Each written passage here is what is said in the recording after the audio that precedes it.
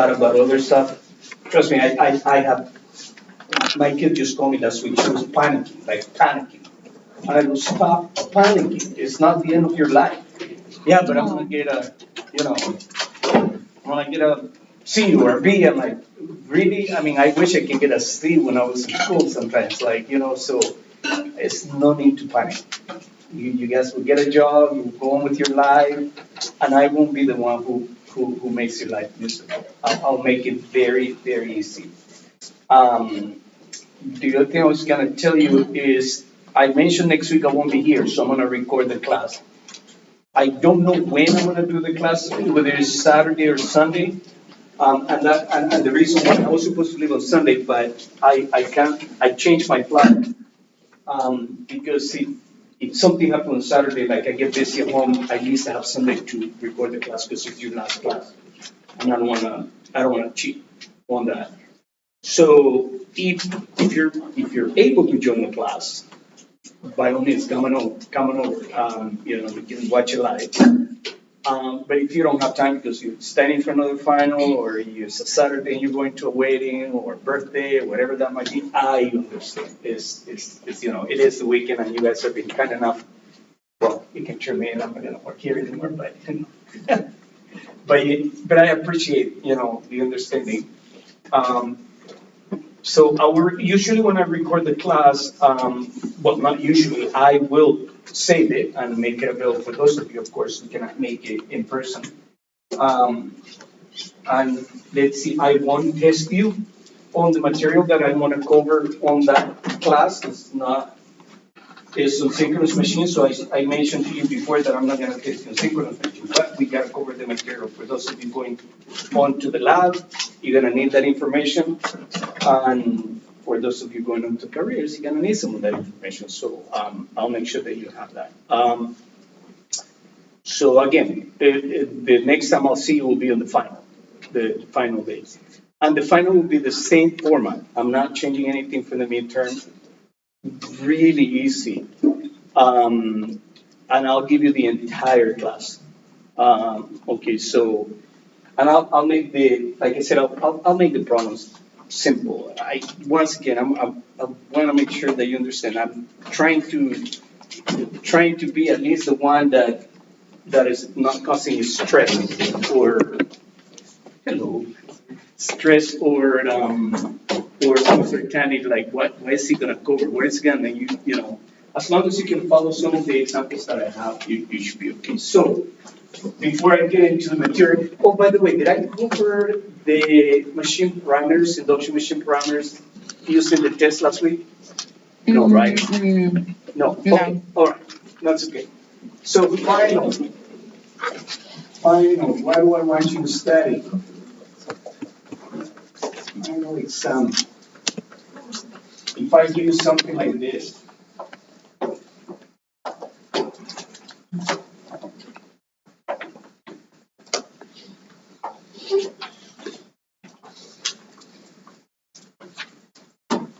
say R1, AX1, R2, AX2, and they can be multiple questions, right? If you're given a transform model with these values, one will be to convert primary. So what I'm looking for is something like this one. And you have exercises, more examples that I work, so you should be able to do this pretty easy. R1 plus R2 prime, AX1 plus JX2 prime.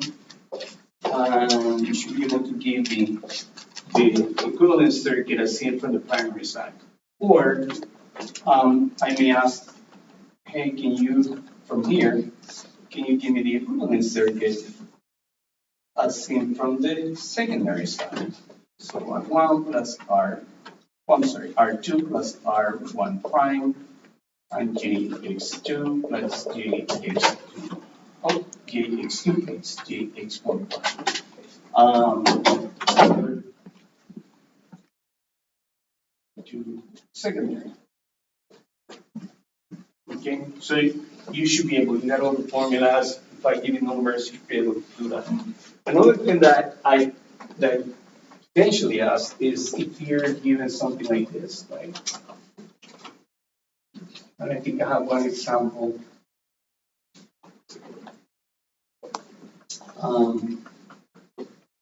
Here's a transformer. There's a loop connected on this transformer here. I don't know, whatever P, or I'm gonna say S at some power factor. And then I'm looking for the current by this given by the source, this being the source of V1. I1, of course, this is R1, JX1, R2, JX2, right? So you should be able to take this and send it to the primary side. To make it more simple, I should be able to give you this voltage and this current as an example. I may ask you like to plug the phasors, so very simple, right? You've done that. You know how to do that. I will not. I obviously I will not ask you for anything that has to do with this branch because I said we're going to neglect that. RC, AX3, so that's going to be neglected. I'm not asking you to do anything on that. The other thing I want to ask is, because I didn't really do enough examples to hold you responsible for, if you have a cable here with the C, I'm going to say this line, and ask you for the voltage of the source. I think probably I went over one example, but that's a little bit of an overkill. If you can go from here to here to here and answer this kind of questions, I think you should be okay. I don't really have any problems. And like I said, I'll make it as simple as possible. Make sure that you write the formulas. And remember, I allow you to have one sheet of formulas front and back, so you should be able to have those formulas available to you. Because if you don't, then you gotta memorize them, and sometimes people go, oh man, I forgot. So try do your best to get your cheat sheet ready, and that's one way to study for the exam as well, right? Just going over the material and the examples as you build your cheat sheet. The other thing that I said I was going to test you on is induction motors. And I just uploaded the notes. My notes are not as clean. My handwriting is not a really nice handwriting, but I put them in there with a whole full-blown example. That's just about everything you can be asked on a machine. So if you can follow that example, I think you should be okay. Let me see. Things like if I give you given an induction motor, number of volts, can you find? I think there's a couple of examples on this. The speed of synchronous revolutions per minute, that's simple. From this formula, you usually find omega, which is in radians per second. You should be able to convert that to revolutions per minute. You have the formula, so you follow it. If you have a calculator that converts from a revolutions per second or radians per second to revolutions per minute, and you want to use that, I'm okay with that as well. As long as, but sometimes it's better to write the formula just in case. You should be able to find machine speed.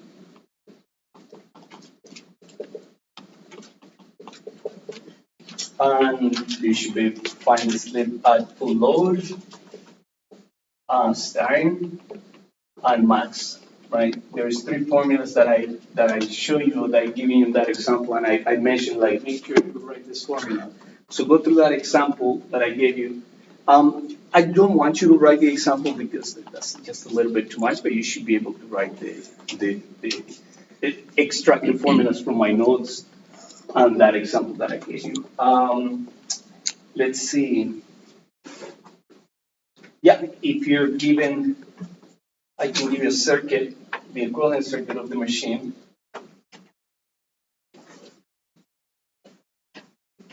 Something like this, R1, Gx, R2 over S, and I can give a voltage line to neutral, a voltage line to line, and you should know how to convert line to neutral. I'm going to put it line to line here. Line to line divided by square root 3. You should be able to find that. You should be able to find the current. So you should be able to manipulate this circuit.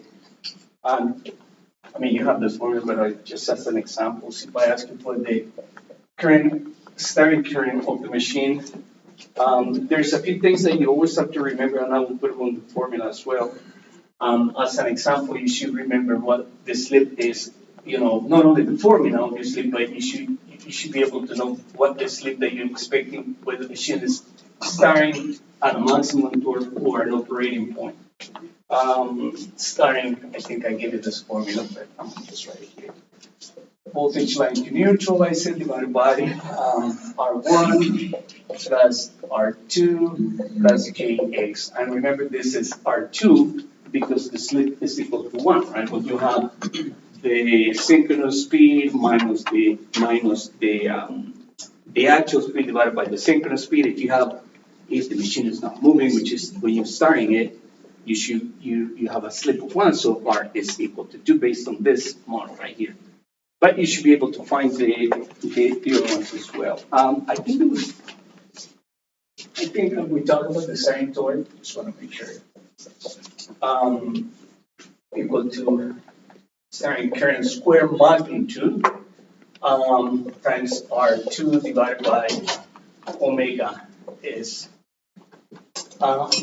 in newtons per meter. And we talked about this. I think when we were talking about torque, it's the torque is nothing but the power divided by the speed of the machine, right?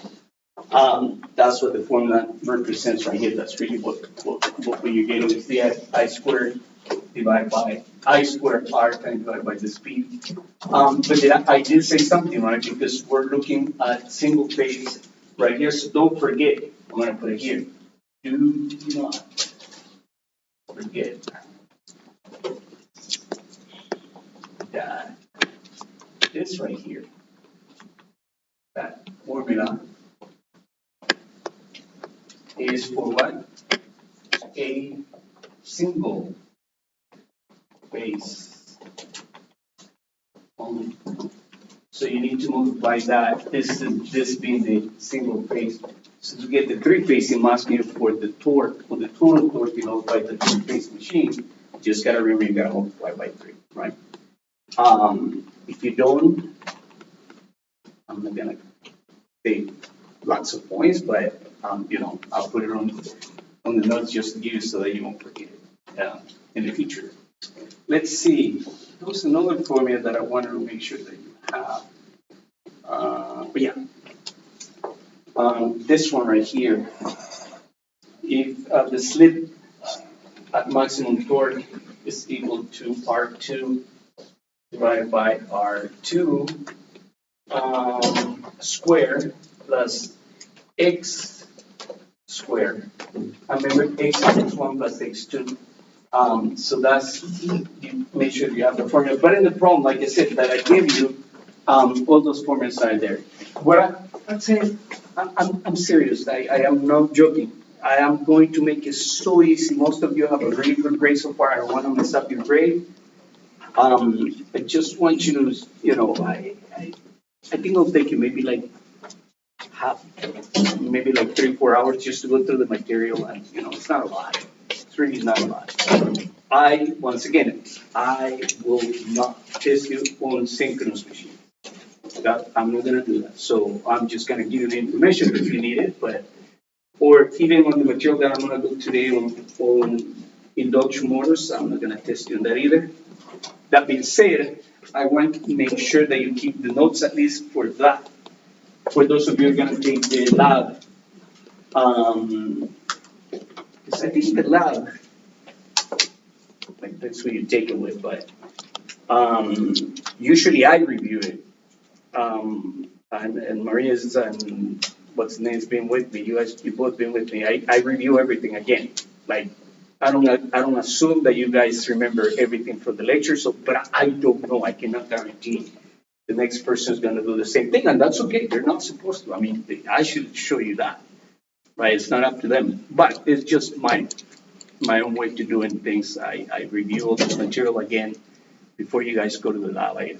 We'll go over this. Not in details, but I try to go over that. So, but that being said, I think even lab 10, I don't know if you guys remember, they don't give you any formulas, right? No. They just say read chapter whatever. And to go read chapter whatever, you to find that information, chapter whatever is.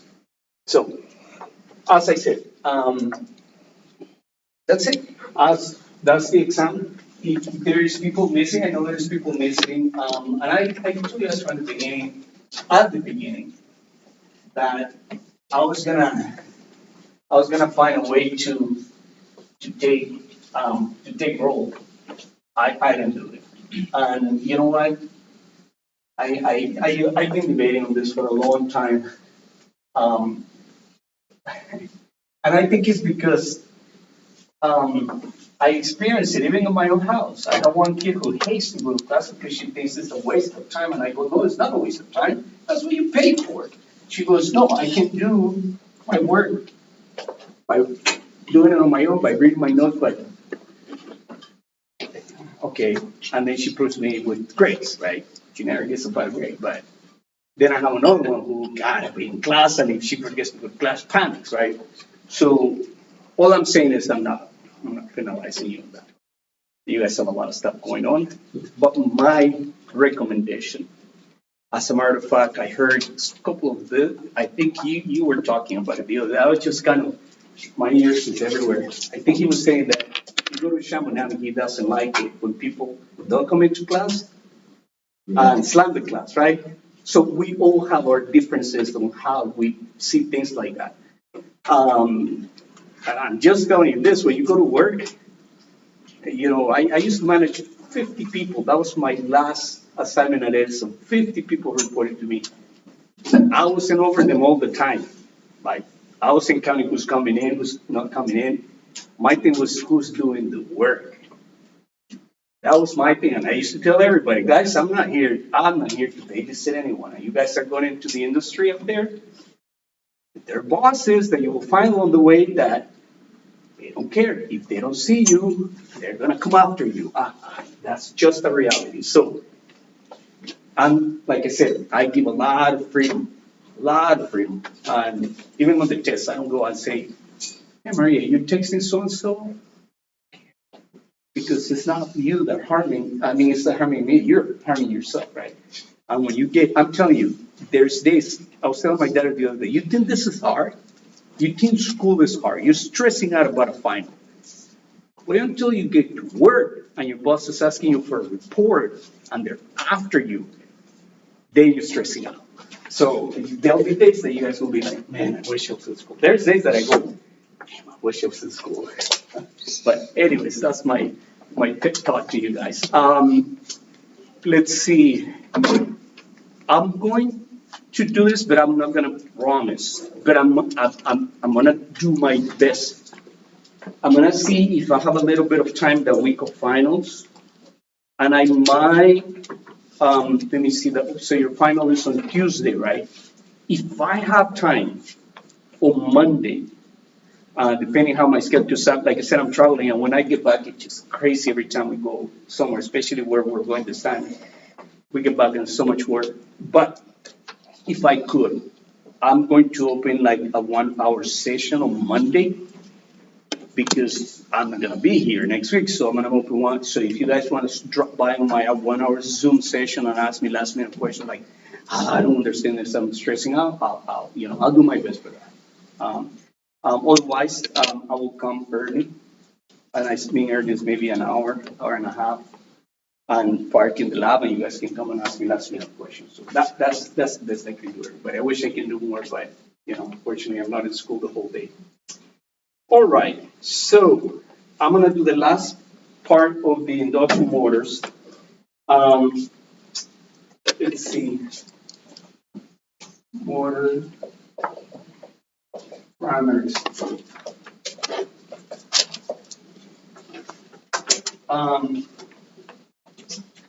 And let me say this about more parameters. So that's similarly to a transformer, right? If you have a transformer and you do not have the data to develop a model, whether you are going to do work by hand, if you don't know what the parameters are, the reactance and the resistance, you can perform a test, right? That's one way of doing it. I thought about it the other day, and I thought, you know what, that's a little bit antiquated. But you still do it. You can still do it because you can use MATLAB to do that. If you know the machine ratings, MATLAB has tools where you can just enter all that information and boom, it spells out the machine model for you, right? So you guys are gonna see that. I don't care where you go to work, you will hopefully work for a company that provides you with the necessary tools. But if you don't, if you work for a company that is cheap and they don't want to spend money on software, there's another way, which is the old way to do things. We said that the equivalent circuit parameters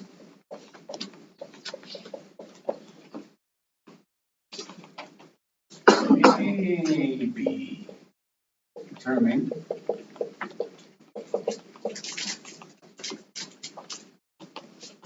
from lab testing.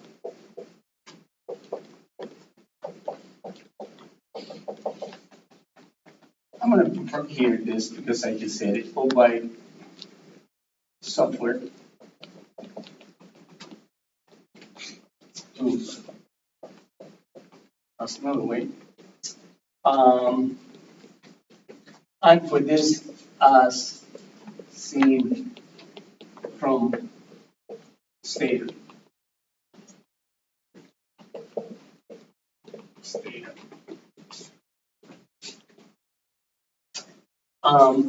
The only one parameter that you take it out just right out of measurement. So measurement of stator resistance R1 is done by using standard voltmeter test. When, this is important, here, when machine is de-energized. Don't ever try to do this when the machine in the lab. If you're doing this part in the lab, don't ever try to do that when the machine is running. So R1 is basically you just take an ohm meter and then you plug it across the stator winding, and then you get the resistance. And we'll talk about, and the method that I'm giving you is the method you're going to use in the lab. There's other methods, but I'm giving you the method you're going to use in the lab next semester. But this is very important. The machine has to be de-energized.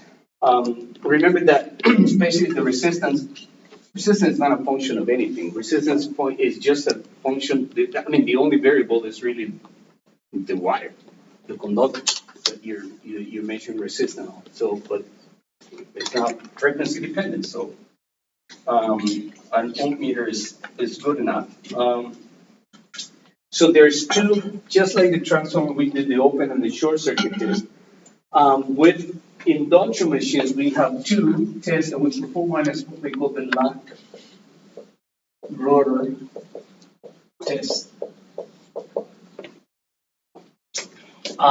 When S is equal to, if I have the rotor locked, here's the machine, here's the rotor, and I apply the source, right? Three-phase power, and the rotor is not moving. I have power, it's not moving. The stator, there's a field moving. What's the slip? one, Correct. right? The machine is not moving. You say, machine is not moving, slip is one. Just try to see if you can memorize that. So I know slip is one. So the slip is one, that's what we call the lock rotor.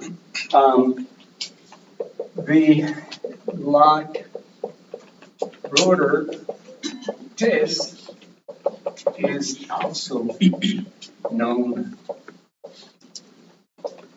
as block rotor, block rotor test. This is analogous. I'm gonna write it here. Analogous to the transformer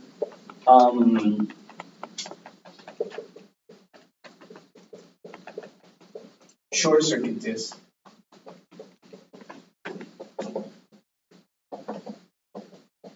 And you're kind of looking for the same information with this test as far as parameters is concerned. So how do we do this? The rotor is blocked by applying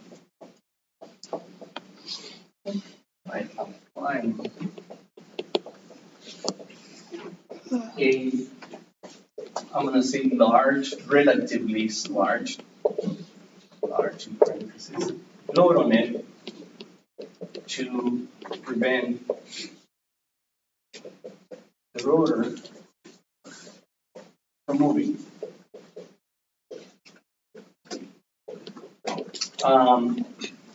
To prevent the rotor from moving, obviously the machine is energized, right? I mean, we're not moving, but you cannot say, well, I'm not going to apply any energy to it and consider that's my no, because if you don't apply energy, there's no power pushing through. So the machine has to be energized. Of course, that's without saying. Now,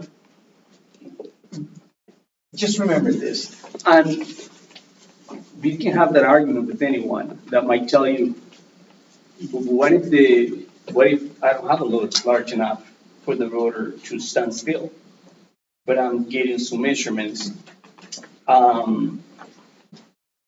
If the rotor is early moving, meaning the slip is very close to one, you can still take those measurements and have a how do I say that and still get some parameters that are close enough. Okay, but you learn, and we have the problem sometimes in the lab where we have a dynamometer or load on the rotor, and we crank it up all the way, and the machine is still moving.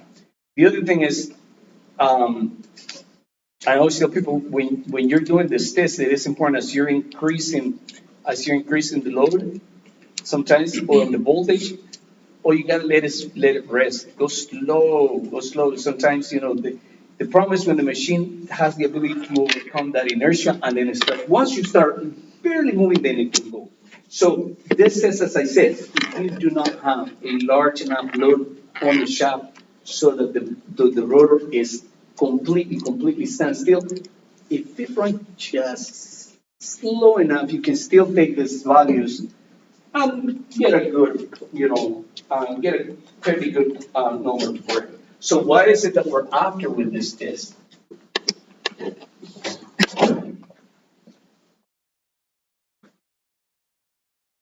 Basically, this is what you're after. R1, JX1, R2, and JX2. This is basically what you're doing. You're bypassing this excitation branch, meaning when you're conducting this test, the lock rotor test, the current on that branch is going to go in this direction. Nothing is going to flow through this branch. So most of that power going through that is what is going to help you determine these values. except for that one, because that one you get it from measurement. That's the one that I say you just take an ohmmeter across the winding, and that's when you get R1. The other ones cannot do that, right? But that's basically what you're doing. You're just trying to push the current through the branch so that you get those measurements. And you bypass the excitation. Okay, so the circuit will look like this.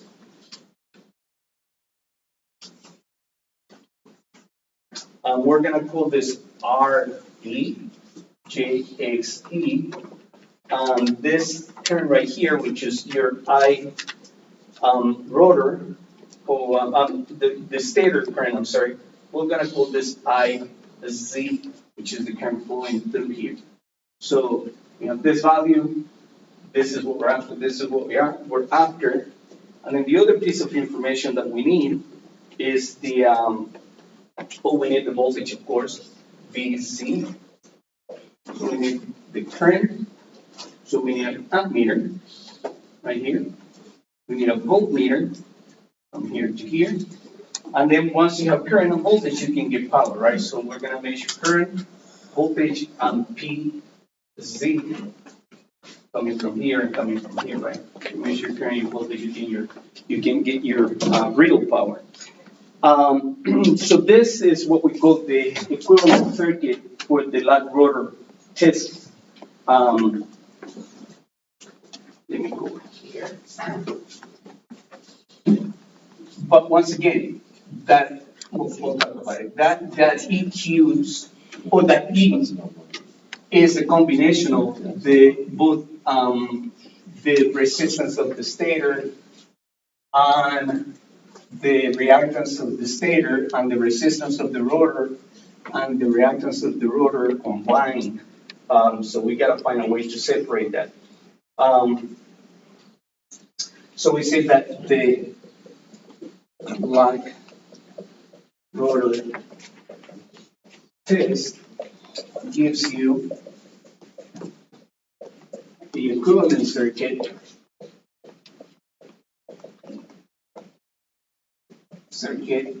as seen from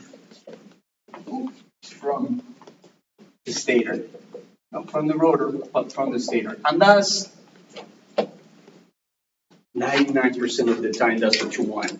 Can you get an equivalent circuit as seen on the rotor side? Sure you could. But I'm going to say maybe 1%. I want to go as far as maybe 5% of the time you want to do that. That's what I don't even talk about it. It's more important for people who are in the design of the machine that they have the ability to go through to the rotor equivalent and the stator equivalent. But for us, applications, like that's what we're doing. We're doing more for the application engineering type of analysis.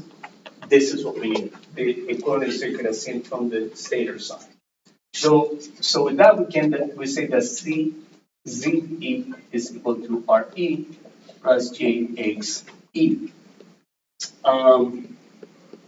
So based on this, and I'm going to put here the things that you measure. PZ, IZ, and BZ. These are the three measurements that you take. So you need an ammeter, you need a voltmeter, and you need a real power meter. Let me say that the parameters are calculated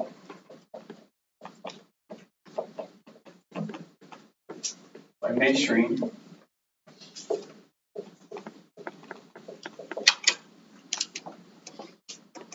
the stator three-phase power. We'll talk about this three-phase power.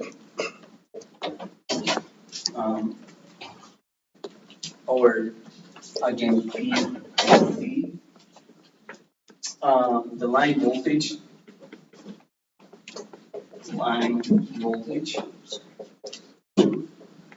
the Z, and last but not least, the line current,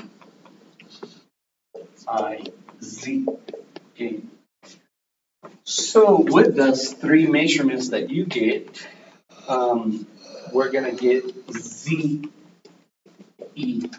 which is equal to VZ divided by IZ.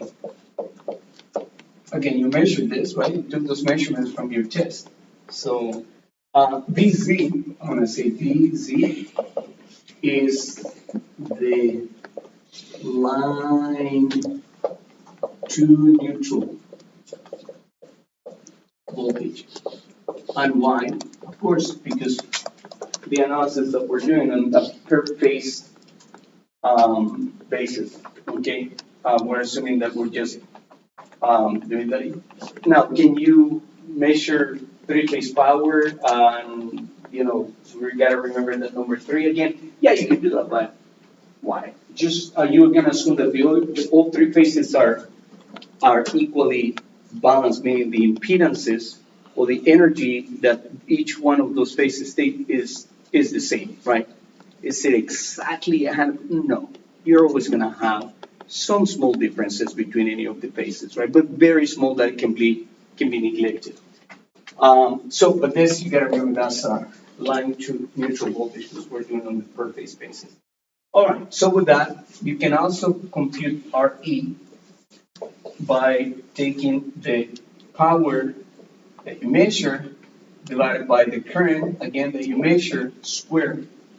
And this is equal to R1 plus R2, okay? Remember, I am collapsing this value and this value into just one value. So that's R1 plus R2 is equal to RE. So I'm using that formula for it. Okay, so we know how to get the total impedance equivalent, meaning the combination of those two, right?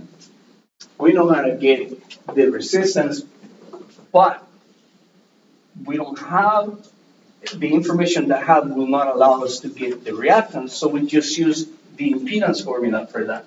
So XE is equal to, I know what the impedance is, so I can use that, ZE squared magnitude minus, I know now, based on my measurements, my current voltages and powers, I know what RE is, so I can use this value squared.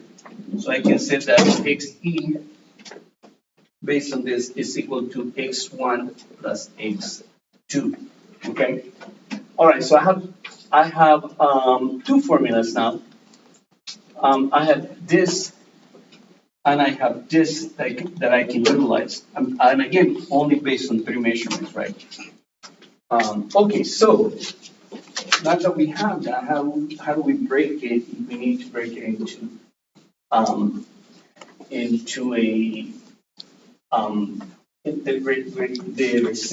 the resistance and reactance of both the stator and the rotor windings. We can do the following, and I'm going to give you this piece of information here. You can Google it, by the way, and because it's a standard, standard information from NEMA.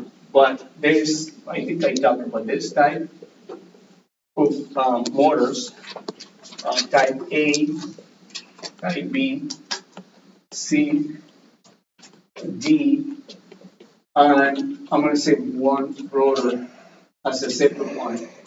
This A, B, C, and D, I'm sorry, D, not P, those are squirrel cage machines, induction motors. Okay, so your NEMA A, B, C, D, and this is the one rotor. Says the following, that X1 is equals to, for type A, 0.5 of X2. So basically, what they're telling you is you can take the reactance of the once you find the reactance of the machine, the total reactance you can divide that into two equal pieces, and then one becomes x1 and the other one becomes x2. That's basically what that is telling you. And as I said, that's published. I mean, that's what all type A machines are built that way to comply with this. For type B, it's actually 0.67 of x2. I'm sorry, this is x1. So if I know the value of x2, I just multiply that by 0.67 and that will give me the value of x1. Type C is 0.43 times x2. Sorry. That's what we have in the lab. We have type C machines. All the induction motors in that room are type C. Type D is 0.5 also of x2. And then for one rotors, it's 0.5 of x2. That's, like I said, this is the standard cable. So let's talk about IZ when you're conducting the lab.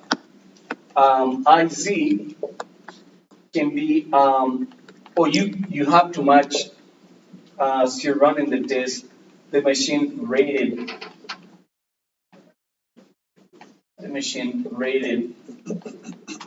current. Okay. For VZ, on the other hand, you can vary. You don't have to have full voltage, full rated voltage.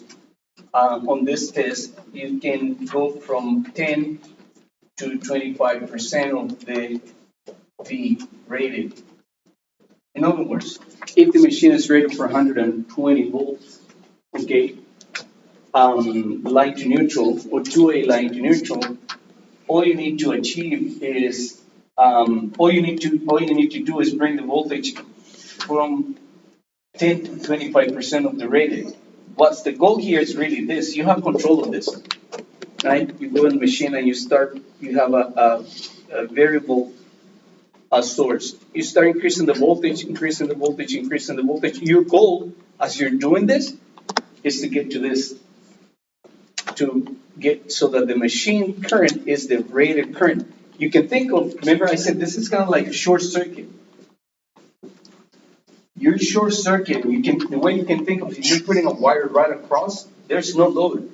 You're pushing current through it. So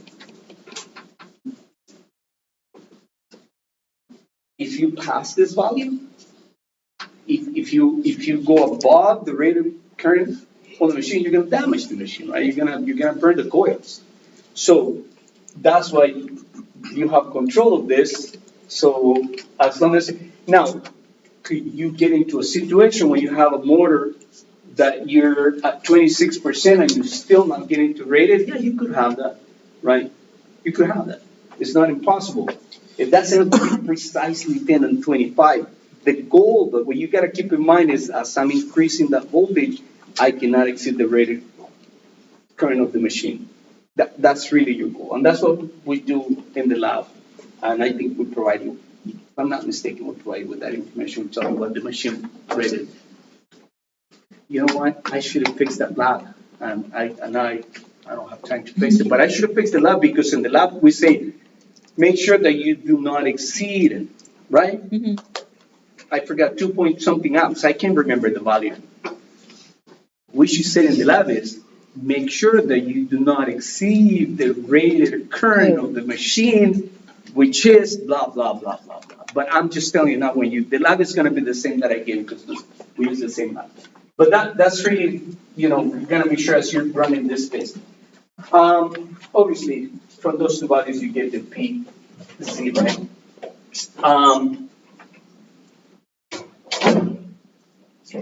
I'm going to put this stuff right here because it says, if I'm not mistaken, I think we put something in the lab and it's just kind of left hanging. But the reality is that the test, part of this test, in some cases, the rotor frequency is not 60 hertz, okay? It's not 60 hertz. They usually use a variable frequency source to get that to about 15 hertz to do the test, to get a test that is, how do I say it, like an optimal value, but we cannot do it. We don't have variable frequency sources there. So you got to do some correction. So you're going to read in the lab. If R, which is really is the slip. I'm sorry. FR, which is the frequency 60 hertz times the slip. That's when you see on the lab they talk about this 15 hertz. That's what we're talking about. We're talking about that the frequency of the rotor source of the EMF is not really 60 hertz, but it's rather the slips times the frequency, which comes up to be about 15 hertz. But let's assume that it's not the case, because that's not what we did. So we're gonna say it's 60 hertz. All right, so that's one test. And again, we'll come back with an example so that we put numbers to it. The next test is this no load test. I'm gonna call it no load test. When the slip is equal to 0, we said the slip is equal to 0 because we do what we do in the lab is we bring the machine all the way up to its rated voltage, and we let it run free. Then you completely disengage the load from the machine.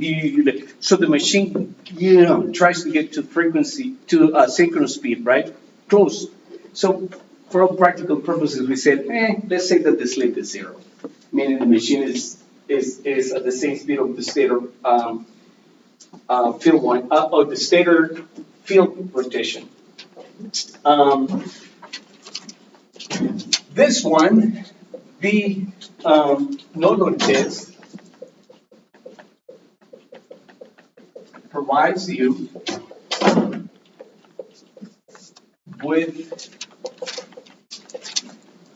the excitation branch parameters. Parameters. I said the live rotor test is just like the short circuit test on the transformer. It's the same circuit that develops, except that the secondary is moving.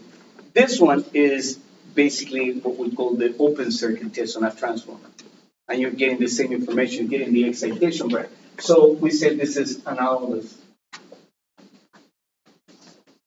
to open circuit test on a transformer. You're after the same information. So we said that the machine runs with no load on the shackle cord. Here we're going to measure 3 things. We're going to measure the same things, but in a different way. We're going to measure this VEXC, excitation power, excitation voltage, VEXC, and excitation current. You do not have to move the equipment. You use the same equipment, and you even connect it exactly the same as you did on the lab rotor test. But this time around, we're going to call those values the real power, current, and voltage instead of Z. Excitation, EXC, and EXC. Now, the difference in this test is that the V excitation is equal to the rating. So this time around, when you're running the lab, you're going to go to the voltage source on the machine, and you're gonna bring it all the way up to the rated voltage, right? Um, oh my God. I think we used 230 volts, right? If we go to 30, we didn't go 208, right? We went higher than 208, right? Yeah. I believe we in the lab you go up, although we're talking about 208, right? When you go there and you see 230, because those motors, they're rated at 230 volts AC. But the idea, once again, is that you take the voltage to the rated value. Now, with that in mind, I excitation, that the number that you're looking for is to be between 25% and 40% of I rated. So in this case, you basically have control of the same thing. There's no difference in what you have control of. You have control of the voltage, but you don't have control of what the current will be. So that's the number that you're trying to achieve. Now, on this one, can you damage the machine? It'll take a while, it'll take a lot for the machine for you to exceed the insulation level of the machine, meaning the maximum voltage that it can take. I don't think those sources, you can crank it up all the way and you're not gonna go above the insulation level. So you're not gonna damage the machine, and you're not gonna damage it because you don't have the ability to push much current out of this space. Okay? So as long as you get it between 25 and 40% of its rated, you should be explaining. So with that, basically what you're getting is getting this branch. I'm gonna dash this. We're gonna call this RM prime. We'll talk about this.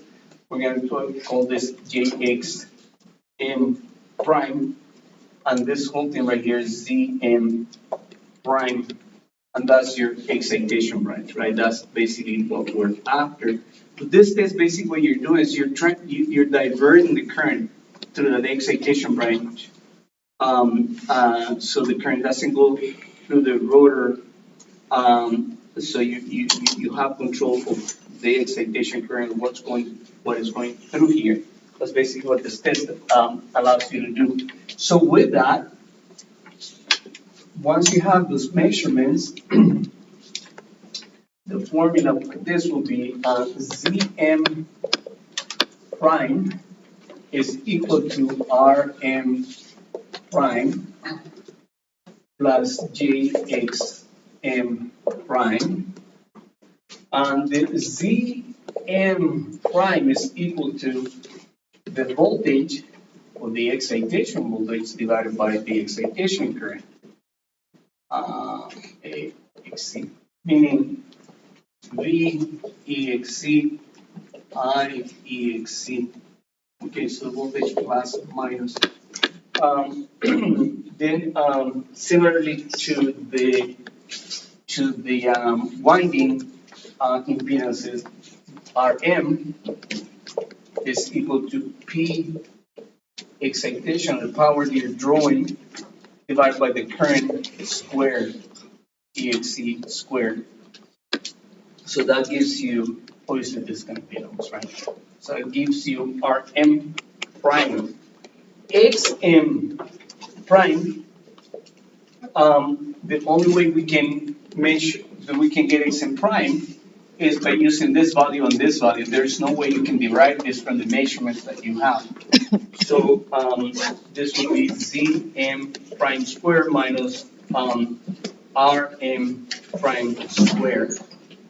And then Rm prime is equal to R1 plus Rm plus R rotational losses. Ooh, I'm including this, yeah, because although I'm the current doesn't flow through the rotor windings, but you still have the stator winding here in series with it. So that's what we have to, that's what R1 comes up right here. We'll get there. That's what that is really telling you. Um,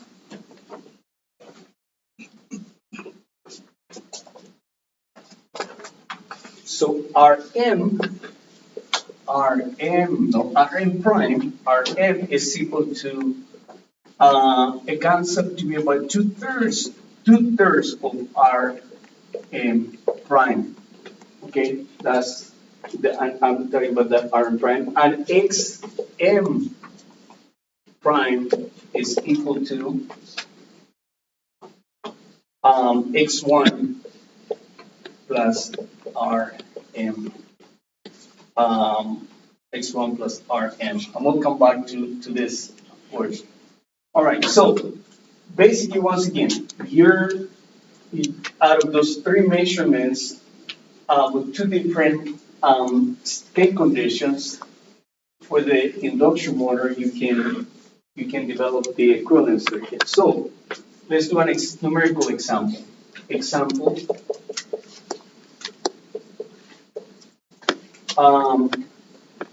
A 100 kilowatt. In MATLAB, did I do the 100 kilowatts, or were we trying to do the motor that we have in the lab? I can't remember. I went through this, but we didn't. The example that I was trying to get you guys to do MATLAB was not this one, right? No. No. Okay. Okay. Three-phase, 60 hertz, 480 or 80 volts. And of course, if it's three-phase, 480 is line voltage. Don't forget that. Y connected.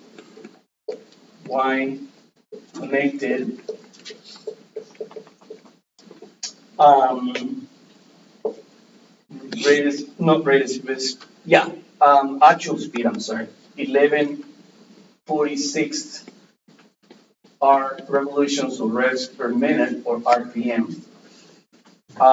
Class C induction machine with the following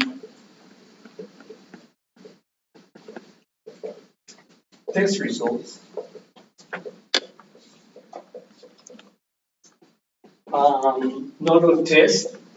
No load test.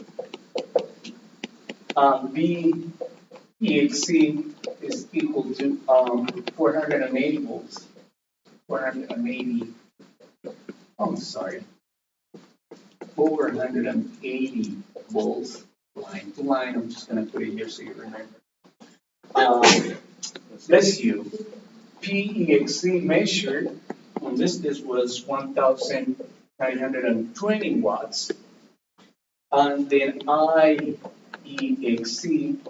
measure was 40 amps. Okay. The lock rotor test. Lock rotor test. The VZ is equal to 32 volts, line to line. The power PZ is equal to 2560 watts. The IZ is equal to 65.6 amps. And we say, just let's leave this here for completeness, frequency of 15 hertz. There's a way to correct this, and we'll talk about it in a second. Okay, so basically this is what you got from the no-load test and the lock rotor test. Those are the measurements that we took. And then you can see it right off the bat, right? Remember I said for the no-load test, you gotta get the machine voltage to its rated value. This one can be between 25 and 40. On this one, you get the machine to its rated current, but the voltage is between 25 and, what was it, 25 and, I forgot it, it's not 40. It was 10 and 25%, okay? So anyway, so that's the values that you get. Um, Obviously in the lab, the machines are a lot smaller than that. We don't have that big motors like that. So those values are a little lower than this example. Rm, let's start with Rm prime, which is equal to EXC, the excitation, divided by the excitation current squared. So that's 1,920 watts divided by 40 amps squared. Now, I'm going to put a note right here. Three-phase power. I'm going to put that three-phase power. Oh, for this test, whoever did the test took the on the multimeter, measured three-phase power instead of single-phase power. So because we're working on a per phase basis, what we want to find is the equivalent circuit of one phase, assuming that the other two are equal. For the machine to be balanced, you gotta divide this by 3. Okay, so if you don't have if you don't divide by 3, then basically what you're saying is, oh, I'm dealing with the energy of all 3 phases. I'm going to say it again, and I keep on saying in the lab because you will go through this, right? So you got to remember. In the lab, on the other hand, don't put that 3, because in the lab you do not measure 3-phase power. You just measure one single phase, and so therefore dividing P that you measure in the lab by the current is good enough. In this case, whoever did this test decided to use 3-phase power. That's what the 3 stands for, or is there for. Okay, so Rm is equal to 2/3 of Rm prime, which in this case, this by the way is 0.4 ohms per phase. Okay, so this then becomes 2/3 of 0.4 ohms per phase, so this is equal to, I'm going to write it here, Rm 0.27 ohms per phase. Okay, that's the first value. R1 is equal to, okay, let me talk about this, 0.2 divided by 2 is equal to 0.1 ohms per phase. I didn't put that in there, but let me say this. That should be part of that, right? That measurement, the energized machine, that it doesn't matter because it's not based on either one of this test. R1 is equal to 0.2 ohms. That's what you measure with your ohm meter. The machines look like this in the lab. This is how they're designed. The stator is designed. What we do is we take either side and then we short this to make it a Y connected motor, which is this Tesla is the same thing. So basically, when we take the measurement, we put the ohm meter right here. I'm going to say ohm meter, and we measure this. We leave this open, and we take this measurement. That's what we do. Put it right here. We short this, and we take that measurement. So it's taking the measurement of the resistance of this winding and this winding. So that's why here we divide it by 2. Okay, and in the lab, I think they show you that it's a little bit fussy how they draw it on the lab, but that's basically what they're saying. And they tell you there. It says, oh yeah, divide that by whatever measurement you took by 2. Yeah, it's because of that. It's because when you took the meter, you did this. So you're measuring two windings, so you gotta, assuming that they're equal, you gotta divide by two. So just remember that. And then, so how do I get the rotational losses? And these rotational losses are due to, obviously, the shaft is sitting on something, there's friction, right? So, on both ends of the machine. So to get the rotational losses, you take Rm prime minus R1, which you know what it is, minus Rm. So in our case, our rotational losses of this machine, rotational losses, is equal to 0.4 minus 0.1 minus 0.27, and then our rotational losses is equal to 0.033 ohms per phase. Okay, this by the way can be this can, if you're doing a test and this number comes up really high, basically what it's telling you is the machine, if the rotational losses are really high, the machine probably something is going on with the rotor or the bearings. Maybe they're starting to fail, right? Because you want that to be, you want those rotational losses to be really, really, really low, right? That's what they put grease and, and that can be an issue, right? But in a lot of, I can't remember if we, I don't know, did we go as far as doing the rotational losses? Something I can't remember. No, right? No, we didn't do that. No. But you can do it. You can use this formula. All right. So, yes. A little bit confused on one more thing. The RM prime compared to RM, what is like? How are they related? I'm a little bit confused on that. Yeah, the RM, the way you can think of this, the RM is, you know how we do as seen from the rotor or as seen from the stator? So the RM is really as the excitation branch as seen from the stator side. Remember when we have X1 and X1 prime? And what we're saying is that's the resistance of the primary seen from the secondary when you put the prime. That's similar to this. What it's saying is, that's the branch of the excitation branch as seen from the primary, or in this case, the rotor side.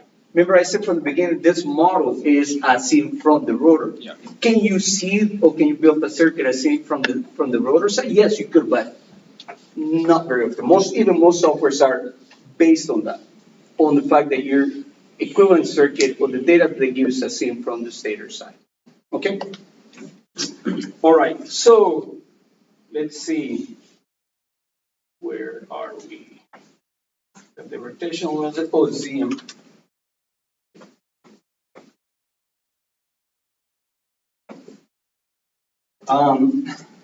Now ZM prime is equal to VEXZ divided by IEXZ,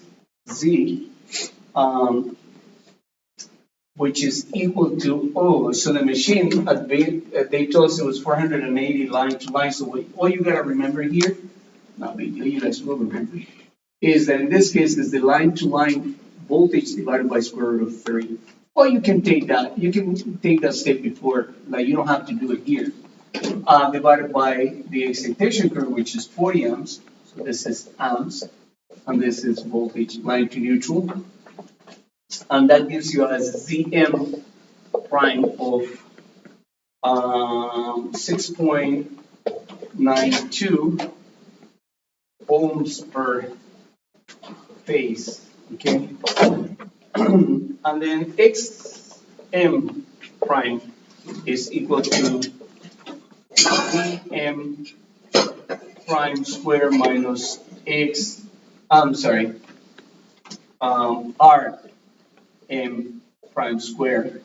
So in our case, this becomes square root of 6.92 squared 6.92 square minus 0.4 square. So our xm prime is equal to 6.91 ohms per phase. And of course, remember that this values are m primes. These values right here should be higher than your rotor and stator winding impedances, because obviously you don't want too much current to go through that branch where the machine is, so it's under normal operating conditions. Okay, so we got that. The next thing is your lug rotor test. So now we're going to get the stator and rotor impedances. So this is ZE is equal to VZ divided by IZ. So this is once again 32 volts. 32 volts divided by square root of 3. This is volts divided by 65.5 amps, which is what we measured. And then ZE is equal to 0.28 ohms per phase. Okay? And then RE is equal to PZ divided by IZ squared. So due to the I squared losses. So this is equal to 2560 watts divided by, again, 3, because this value right here is 3-phase power, by 65.6 amps squared. And that gives me an RE equal to 0.2 ohms per phase. Remember, this is the total resistance of the stator and the rotor winding as seen from the stator phase. Okay, so now that I have that, I can do the following.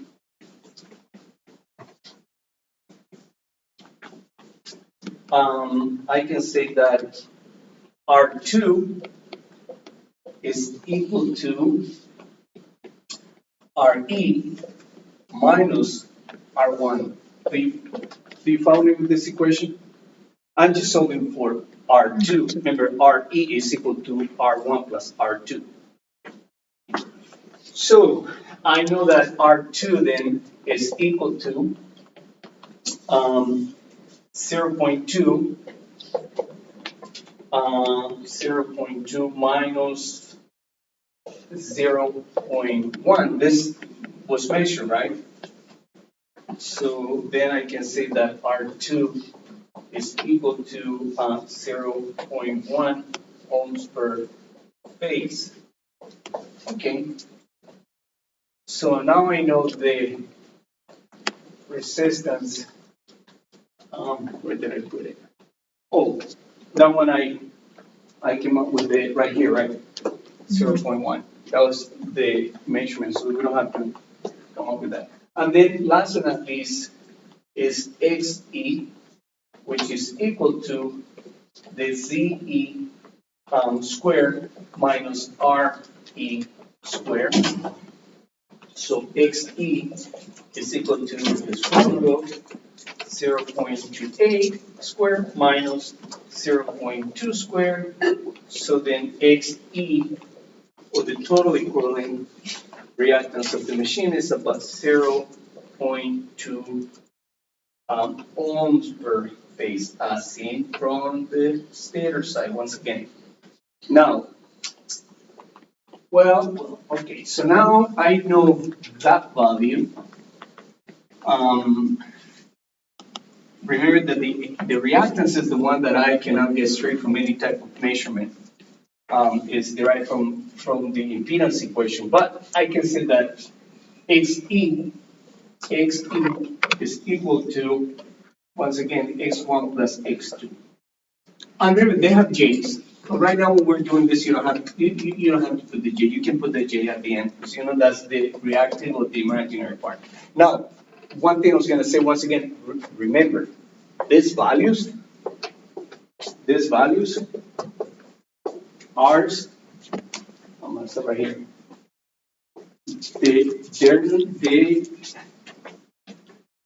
They don't have any dependency. And by the way, I wouldn't say it at all, right? That is not true. The resistance of any conductor, whether it's the winding of the rotor and the bars on the stator, or if it's a one rotor, the winding on the stators, any conductor, there's no such a thing as the resistance never changes. When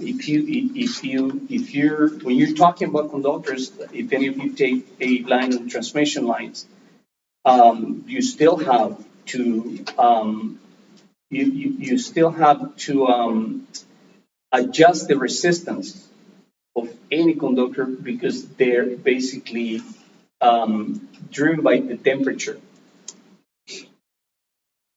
The temperature decreases and increases, so does the resistance. So the reason why in most places we don't even think about that is because we neglect those changes in resistance. But what I'm trying to make is, although we say, oh yeah, the resistance, just measure it, no problem. It's the same, it doesn't matter, right? Because it's not frequency dependent. But it does. The resistance of any medium changes based on its temperature. Okay, and even on transmission lines, right? If you go and you talk about any transmission engineer, they tell you, yeah, the transmission line resistance is whatever ohms. That's it. It doesn't really matter. The frequency can change, the resistance doesn't change. Well, not so much. I mean, the number that they tend to use is an average temperature, because Earth temperature is doesn't fluctuate drastically, right? So, but the point I'm trying to make is, although I say, oh yeah, resistance has no dependency, boy, that's a dependency. Also, what? There's another thing that if you have a piece of wire, there's two other things that can change the resistance of the piece of wire. Besides the temperature, length, and surface area. If you increase the length, what happens to the resistance? Goes up, right? The longer the wire, the higher the resistance. If you increase the surface area or the radius of the conductor, what happens to the resistance? It goes down, right? The way you can think of it is, if I have a pipe and I make the pipe longer, the harder it is for the water to get to the other end. If I have a pipe and I increase the cross area of the pipe, I can push more water. Does it make sense? Current behaves the same way. So again, I said it, but I want you to remember that the statement is not 100% true. Resistance does have a dependency. Okay, so XE. Oh, I know X1, but I don't know X2. We had a formula, right? Remember I gave you a formula. We said that X2 was equal to X1 times 0.43. I'm sorry, X1 is equal to X2 times 0.43. Remember, I put that little table, right? Oh, we can plug it in here. We can say that XE is equal to X1 and X2 is equal to X1 divided by 0.43. I know this. I computed that. I know that. So I can then solve for X1. I know X2, I know XC, I can solve for X1. So I know that X2 is 0.2. This right here is, let me see. Oh, I'm sorry. Let me solve this. Is X1, let me see. How do I do this? I messed it all out. 0.2, I'm sorry. 0.2 equal X1 plus x1 over 0.43. Again, and I solve for x1, then x1 is equal to 0.06 ohms per phase. Ohms per phase. Okay? So x2 is equal to 0.14 ohms per phase. Now, here's the piece that I was telling you. I can't remember. These values are based on the fact that the frequency of the EMF on the rotor is at 60 hertz, but the way the lab is, the way you perform the lab, you perform at 60 hertz, but there is a variation on the frequency on the rotor, and there is a what we call a correction factor that you need to apply, unless you have the ability to change the frequency, but we don't. Assume that we don't have that ability.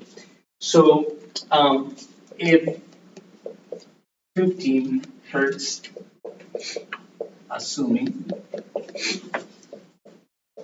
we can use the following.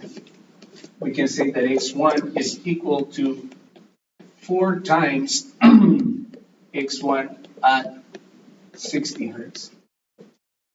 And then x2 is equal to 4 times x1 at 60 hertz. And then therefore, we can say that x1 corrected is equal to 4 times 0.06, and that gives us 0.24 ohms per phase. And then x2 is equal to 4 times 0.14, and that gives us a corrected value of 0.56 ohms per phase. And this is the values that now you can enter on your computer model or your hand calculation once you do that correction. So basically, what we end up is with the following. Let me see.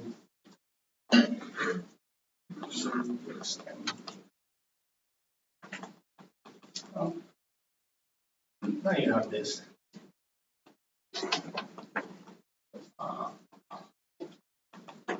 I'm gonna do it this way,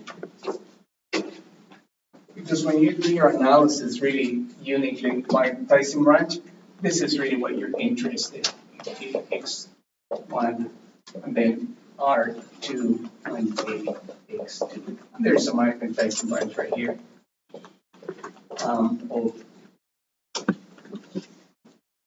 Right here. Which is X. Oh, actually, it's in series. I'm sorry. You can put it in parallel, but the way we came out with this is actually in series. This is an open circuit, and this is RM, and this is JM. Okay, so that's basically the equivalent circuit. Now,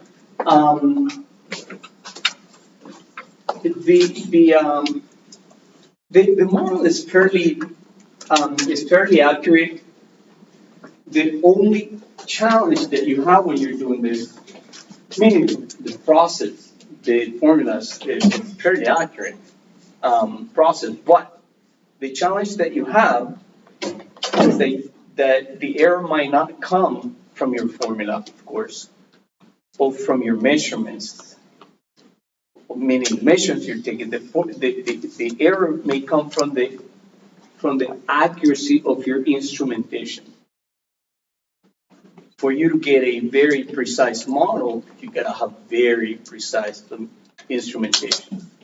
Very precise voltmeter, very precise ammeter, and if you have those two, because power is just a function of those two, gives you very precise power, right? Which is something that you're gonna see in the lab. The meters, people sometimes compare, right? They go, oh, I didn't get that value. Yeah, the meters that you're using is not as good as the other one, probably. I don't know which one is good either. I don't know if this one is good or that one is bad. Half of the multimeters are broken anyways. So the point I'm trying to make is If somebody's gonna do this for you, right, like if it's the manufacturer of the machine and they're giving you that information, especially if it's a very large machine. If this is a small motor and, you have some margins of error, it's not gonna break the bank. But when you start talking about very large machines, talking about, a couple of hundreds of megawatts, then we're talking. Then it does really matter the accuracy of your analysis. And that can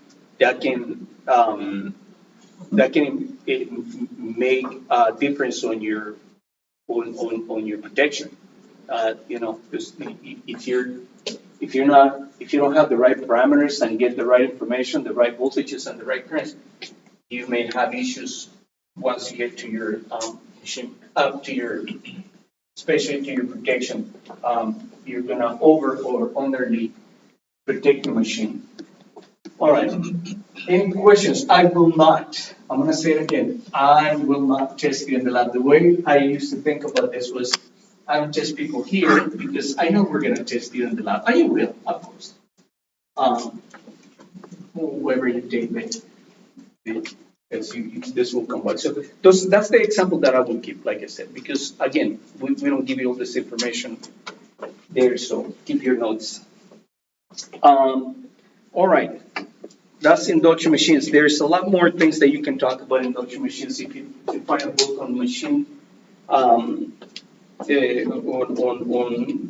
induction machines, the rest of the material that you come across is really controls, and that's not what the class is about. But that's the next thing that that you come, like, how do you start a machine? There are controls to do that, right? Protection is the other thing. There's a lot. As the machine size increases, as the power increases, the protection of the machine becomes more and more and more complex.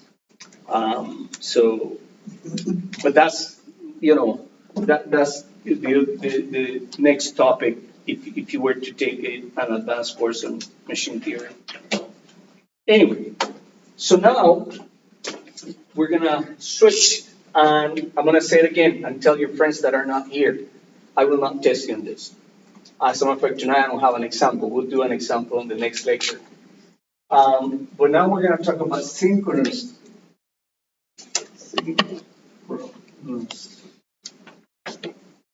machines, really motors, but I'm going to say machines. Remember that a machine can be a motor or it can be a generator, depending on how you're running it, or what the input is and the output is. The input the electrical energy, or is the input mechanical energy, and that determines whether you're dealing with a generator or motor. Synchronous motors. Let me see. Did I? I'm just flipping things around.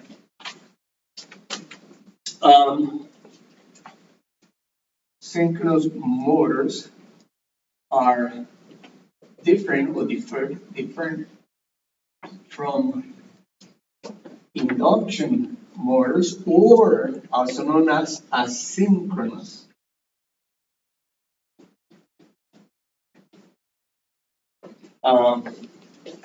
Motors. Asynchronous is different from induction motors. Repeating myself. By fact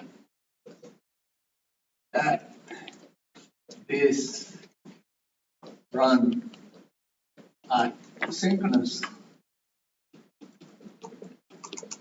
speed, and this is very important, meaning the rotor is in phase, or the speed of the rotor and the fields are in phase. Maybe they're in synchronism. They're going like this. Okay, so they're working together. If one of them speeds up or slows down, either either the rotor or the field,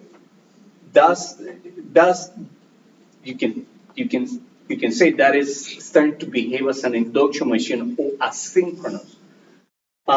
There's a word for that. that we use in the industry is called auto step. Okay, so what you can think of is they're both dancing at the same tune. If one tune changes from 60 hertz to 65 or 59 hertz, now they're no longer in synchronism and the machine is out of step. There's only so much you can handle, or there's so much like the synchronous machine can handle with that out of step. In the case of generators, when the rotor goes faster than the speed of the synchronous speed, the frequency changes, right? If the machine goes faster, then the frequency will increase. If the machine slows down, starts lagging, trying to catch up with the field, then the frequency goes down. The margin on generation that you have is about 0.01 hertz. And that's what I tell people, like, yeah, you think lights being on is something simple? No. No, you have thousands of synchronous machines, motor generators, when I say generators, running in synchronism with a deviation of 0.1 hertz. If one of those machines starts speeding up in reference to everybody else, if you start running faster than me, you're out. Okay, so the machines will be out because you cannot.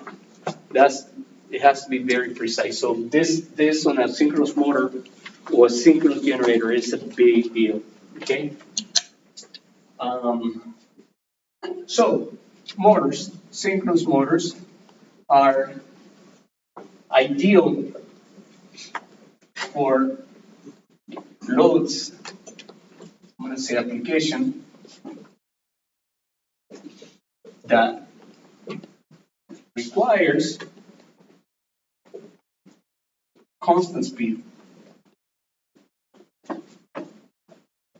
Okay, there's processes that you will have, right? When, I don't know, in manufacturing, whatever process it is, where you need a very precise speed. You don't want a machine, and if this machine, again, if it slows down, there is a control that tells the machine to speed up or slow down.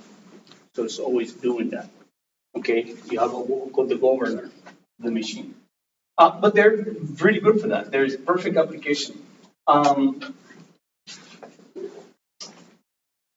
We can the synchronous generators, SG, produce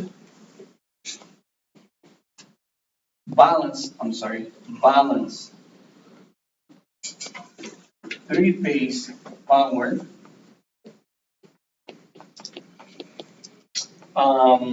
at constant frequency. Constant frequency. That's what I just said. I want to say, as of today, say 90%, because there is a lot of DER now, but 90% of the grid is generated by synchronous machines, synchronous generators. Okay, 90%. Again, this number is, you can Google it, is probably, depending where you are, here in California, are probably higher, lower. If you take the average of the US, it's probably higher because it's the places where they don't believe in renewable energy. Go figure. But let's take about 90% of the power is generated by synchronous machines that generate. The source.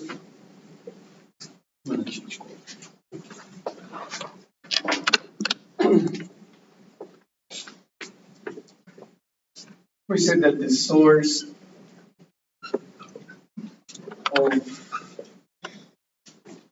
mechanical, oh my gosh, what's going on?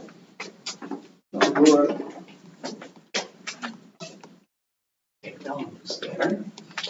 Okay, Okay, the source of mechanical power is a generator. Comes from, obviously, comes from the shaft or rotor, right? We call this cold prime mover, okay? Or turbine, same thing, prime mover, turbine. You can just put it this way. I'm gonna use this. If it's a generator, of course, generator, your prime mover, you gotta put some sort of energy, steam, water, and here's your rotor. Here's your winding. I'm just gonna do one phase, and here's where your load is connected. So if it's a generator, your prime mover is that. So to get voltage out of a synchronous motor or synchronous machine, you can put a voltmeter in there and take your hand, you start spinning it, and you start seeing voltage develop, right? You're inducing a voltage. You don't have a lot of control because there's other things we're going to talk about on a synchronous machine that an induction machine doesn't have. But basically, that's, if it's a generator, those are your main pieces. Your turbine or prime mover, which is responsible for the generation of power, the rotor, and your stator winding. And there's another guy right here that goes to the rotor, actually, like this. You have a DC source right here. So we added one more thing. On an induction machine, we only have to deal with the three-phase power going in. Now we have other things that we need to worry about. Okay, so back to this. If it's a motor or a synchronous motor, basically you have this.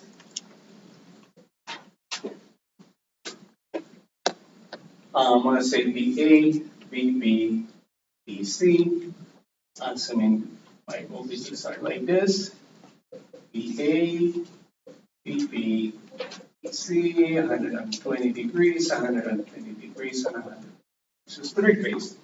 And obviously out of that, what you get is, here's your load, okay? And you get this load to run at synchronous speed and some sort of torque, right? That you develop right here. I'm gonna say torque. If it's a generator, again, generator, you have, did I do it right? Yeah, this is coming in. If it's a generator, then you have, once again, a prime mover on your shaft. Here's the machine, or the generator, I'm going to put it here. Then you have phases A, B, and C, but in this case, in the opposite, B, A, B, B, B, C. We'll talk about this directionality on a synchronous machine. But for now, let's say if it's a motor, basically where you're putting electrical energy and you're converting that into mechanical energy at a constant or synchronous speed. If it's a generator, you're taking mechanical energy and you're rotating the turbine of the prime mover at synchronous speed to generate power or electricity or electrical energy, balance constant frequency. Okay, so the speed of the rotor is very, very important. It has to be well maintained. Okay, so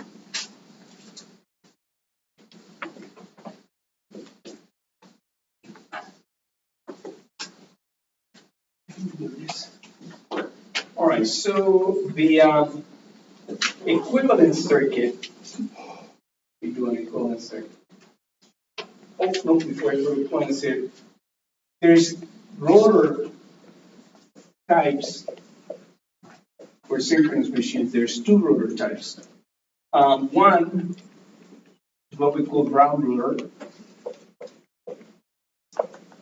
Basically what it is that the rotor is perfectly round.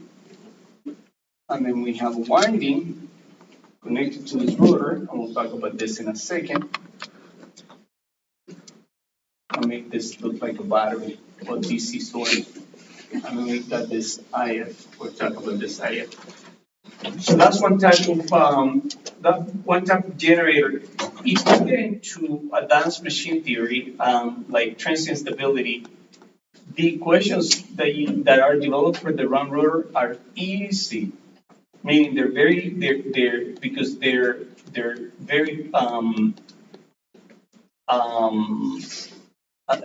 very straightforward. But the other type of machine is what we call the salient pole. Salient pole rotor. In other words, the rotor itself is not perfectly round. It has saliency, we call it saliency. Looks like something like this. And this is a two-pole machine. Here's the rotor. Now you still have this winding. And there is a DC source connected to it. Right here, we're going to talk about this IF, or the field current. If it's a, let me see, did I do this here?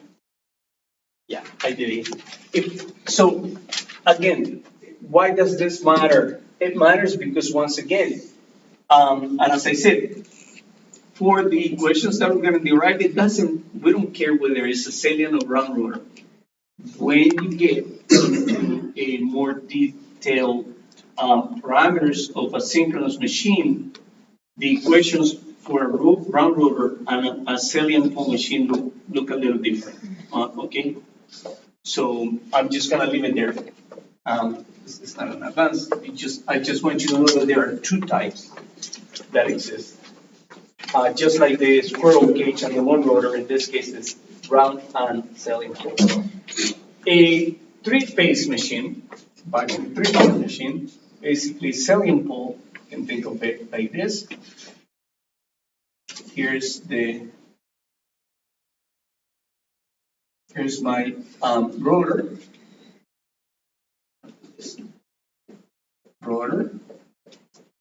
Here's my stator. This right here, so this is the air gap, right? There's nothing there. And obviously I'm exaggerating. The air gap is almost nothing. You can barely see that gap. Then you have the windings, and I'm gonna use this right here. A winding stator, B winding stator, and C winding stator. Okay. I'm gonna take this. Let me see. This guy's right here. Connect them together. This guy right here. Connect them together. And then here goes my A. Here goes my A. B. Sorry. And C.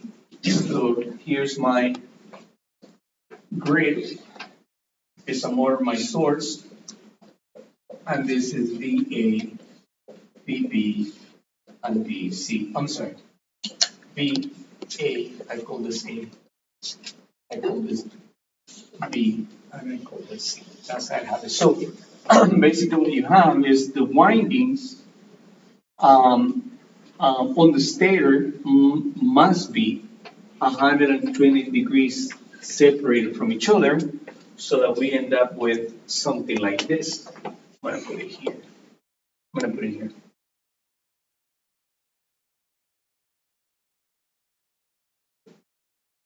VA, VB, VC. In reality, if you look at a sinusoid, right? I'm going to put it here. Three-phase being supplied to the motor. what the motor wants in this, A, B, C, precisely 120 degrees apart. What I'm saying is, if you're generating, right, if it's a generator, you want those three waveforms to be equal in magnitude, precisely 120 degrees apart. And you want to make sure that they cross the zeros precisely a time, right? Meaning this whole thing from here is 16 milliseconds. So this must cross the zero precisely at 8 milliseconds. So does this, right? That is telling you that the machine is running at a 60 hertz. But if it does crosses before or after, then you're no longer in synchronous. That's if it's a generator. If it's a motor and you're providing electrical energy to the motor, to the synchronous motor, and again, you're not maintaining the frequency, your motor is going to start doing funny things. The funny thing can be you can damage the load, right? Because the load wants it to be running precisely at a constant speed.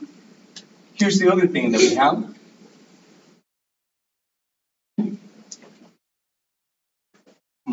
I should have used a different color so I don't get you confused. There's too many lines. Too late now. Sorry. DC. Okay. So on a synchronous motor, I'm going to say motor again, you have four things that you need to deal with. You got to deal with three sources AC, but then you also have to supply a DC source to the rotor. So the rotor of the machine is not a permanent magnet, but rather an electromagnet. And we'll talk about it, but shortly. But basically, what that's allowing you to do is the way you can think of this, you're magnetizing this, right? You're creating a magnetic field that is rotating 377 radians per second, and then the intensity of the magnet or the flux density is controlled by this DC source, and we call that the field current, which is a DC current. Okay, so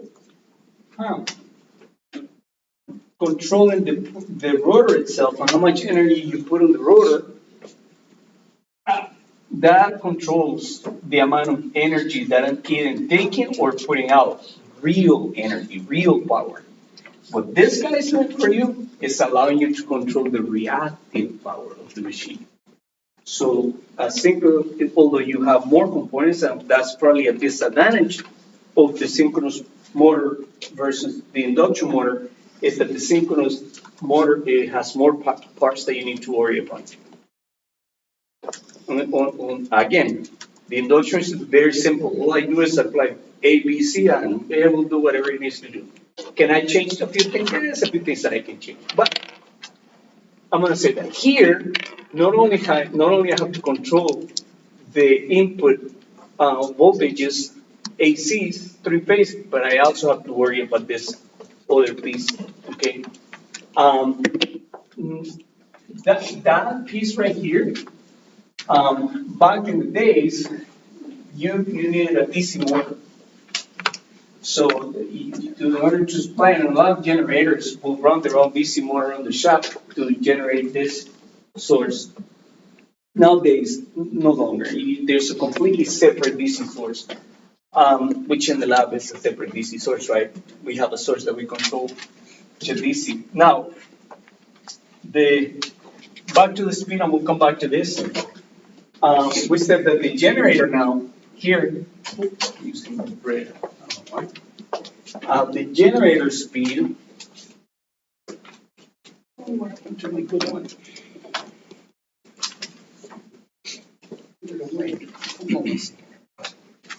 No, I haven't yet.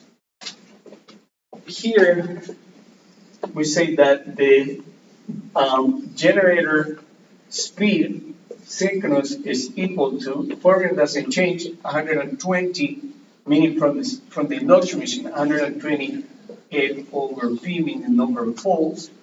This is RPMs.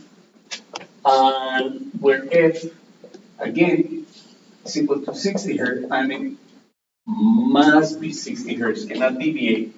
P, of course, is number of poles. Number of poles. Okay. The less poles you have, the faster the rotor will run. The more poles you have, the slower the machine will run. Let me see. I was going to say steam generators happen to have a lower number of poles, and they run at very high RPMs. 3,600 RPM is not unusual. That's pretty fast for a mass that big. Hydro machines, on the other hand, they run slower, so they have more. They have a larger number of poles, so they usually tend to run at about 800 RPMs. But they're more massive too than a steam generator. If we're talking about generators. Okay, so just like the let me see where's my just like the transformer and the induction machine, there is an equivalent circuit also. Equivalent circuit. And we have, in this case, we have the equivalent circuit seen from rotor. And you see what we have is something like this. I'm going to break it into four stages of stator, electromagnetic, coupling, and last but not least rotor. And then on this end you have a DC source, and on this end you have an AC source. Okay, so the equivalent circuit as seen from the stator looks like this. RA, XA, and XM. And then we have an internal EMF, plus minus, VF, angle minus delta. And then we have another source on this end, which is our terminal voltage, VT, which is at 0 degrees. So we may, you don't always have to do that, but just for sake of analysis, you can make the terminal voltage, this is where the grid is connected, or the AC sources, you can make this the reference for 0 degrees. And then, with that being said, then that angle delta of the EMF becomes negative. And this, by the way, this is the angle that you can play with, that you have control of. We'll talk about that. So that's the equivalent circuit, as I said, as seen from the rotor side. I'm going to say same thing, right? Actually, 99% of the time, this is the circuit that you deal with. There, especially for people who work not on motors, but on generators. Sometimes they have to see the equivalent circuit from the rotor side, and the equivalent circuit for that is current source, and we call this IA prime. This is LR, RR. This is X magnetizing, X MR. So this once again is the equivalent, it's equivalent. Energy-wise, it's the same thing. You're dealing with the same energy. It's just a difference whether I want to do the analysis on the stator side or I want to do the analysis on the rotor side. People who deal with generating stations, synchronous generators, sometimes they have to go here. And this is more, I want to say, helpful to the mechanical guys, the mechanical engineers. They still got to have a equivalency as seen from the rotor. For us, electrical engineers, all the analysis that we do is just like the induction machine we do it on the stator side. Okay, so this is the one. But there's such a thing. So this is equivalent circuit. Equivalent circuit seen from rotor. Rotor. Okay.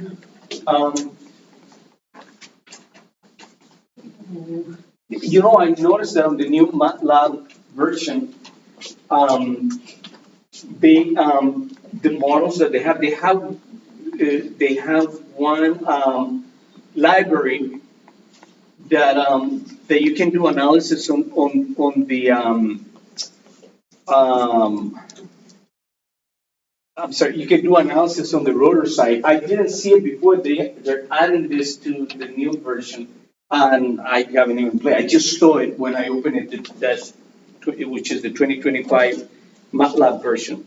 So, okay, but that's, you know, I don't know that I have to deal with that. I'm just saying that I noticed that for whatever reason they're providing with models if you want to work on the rotor side. Okay, so again, back to the same from the stator. VT is the terminal voltage. VM is the magnetizing voltage.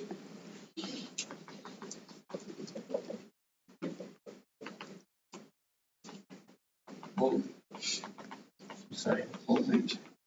VF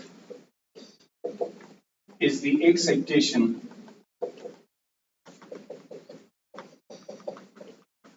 voltage. The XM is the magnetizing reactance.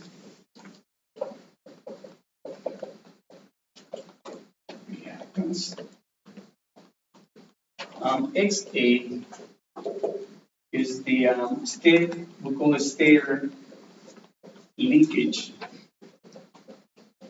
reactance. RA is the stator resistance.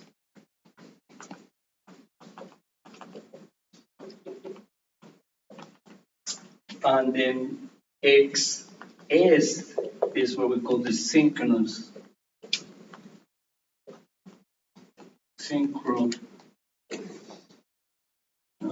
reactance. And when you do the analysis on synchronous machine, whether it's a motor or a generator, that's the value that is usually given to you, the synchronous reactance. They don't give it to you broken into the linkage and the magnetizing reactance. In other words, what I'm trying to say is this.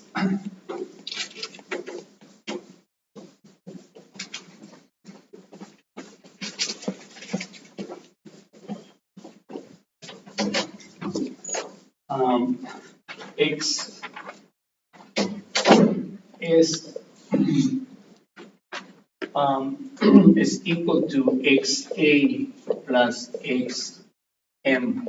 Okay, so again, the values, and even on MATLAB or ETAP, with softwares to do machine analysis or power system analysis, that's the value they ask you to enter. The X is or the synchronous reactance of the machine.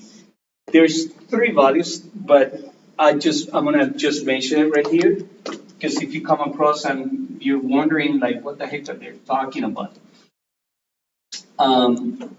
we don't study. The course is here is steady state analysis, not transient analysis. But I'm gonna put this value so that you know what they're coming from if you ever come across this. And this has to do more with the voltage or the transient behavior of synchronous machines. There's three reactances that you deal with. X is double prime. X is prime, and X is. That's the value that we need or that we get for steady state analysis. The X double prime and the X prime have to do with the reactance of the machine, and that's one of the synchronous motors or generators both. That you don't have to deal with induction motors in steady state, in transient. The reactance changes when you have abrupt changes on a stable point. And the machine will go through these three phases. So transient, and what we call the steady state or synchronous, okay? Again, we're doing the analysis in this in this space right here, on the synchronous. When you're doing fault analysis, or you're running faults, and you're considering induction machines, you also have to provide the values.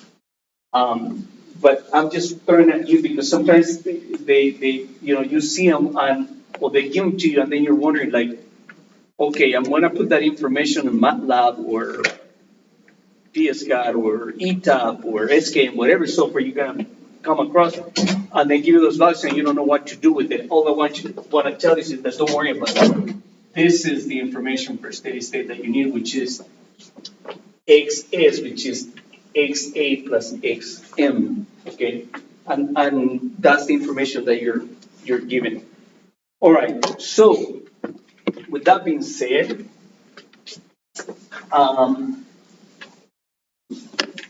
I said advantages, but one of the disadvantages of this is once again you have more parts, so they tend to be more expensive too.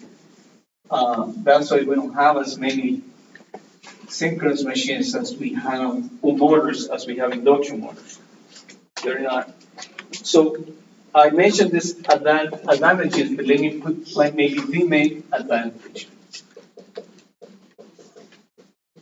of synchronous motors and synchronous generators, both. The ability to control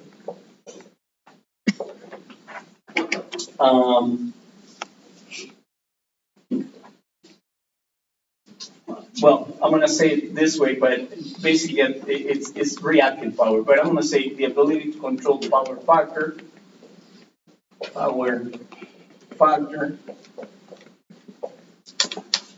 line current, and reactive power. This is the piece that is a big deal. Reactive power. A synchronous motor or synchronous generator can be controlled to behave as a capacitor or reactor or inductor, and variable, both cases. That's a, that's probably the biggest advantage that a synchronous motor or generator has. And it's and it's independent. Let me see, I have one more sheet. What did I do with it? Right, the right formulas. And it's completely independent from the power. And you hear the word on a synchronous motor, your real power and your reactive power are completely decoupled from each other. Okay? In other words, I can do whatever I want with the real power and I'm not going to affect the reactive power. I can do whatever I want with the reactive power, I'm not going to affect the active power. I'm going to say it again. There's no such thing as a perfect one. There is a little variation that one causes the other. It's not fully decoupled, but we assume that it is. If you take, I want you to remember this, okay? If you take power system analysis, I think there's two classes that they have here. If you go on and take that elective, then you're gonna get into low flow analysis. You get into a formulation for the low flow analysis, meaning how the real and reactive power flow on a network. That you're gonna study set of equations called the Newton-Raphson. Newton-Raphson uses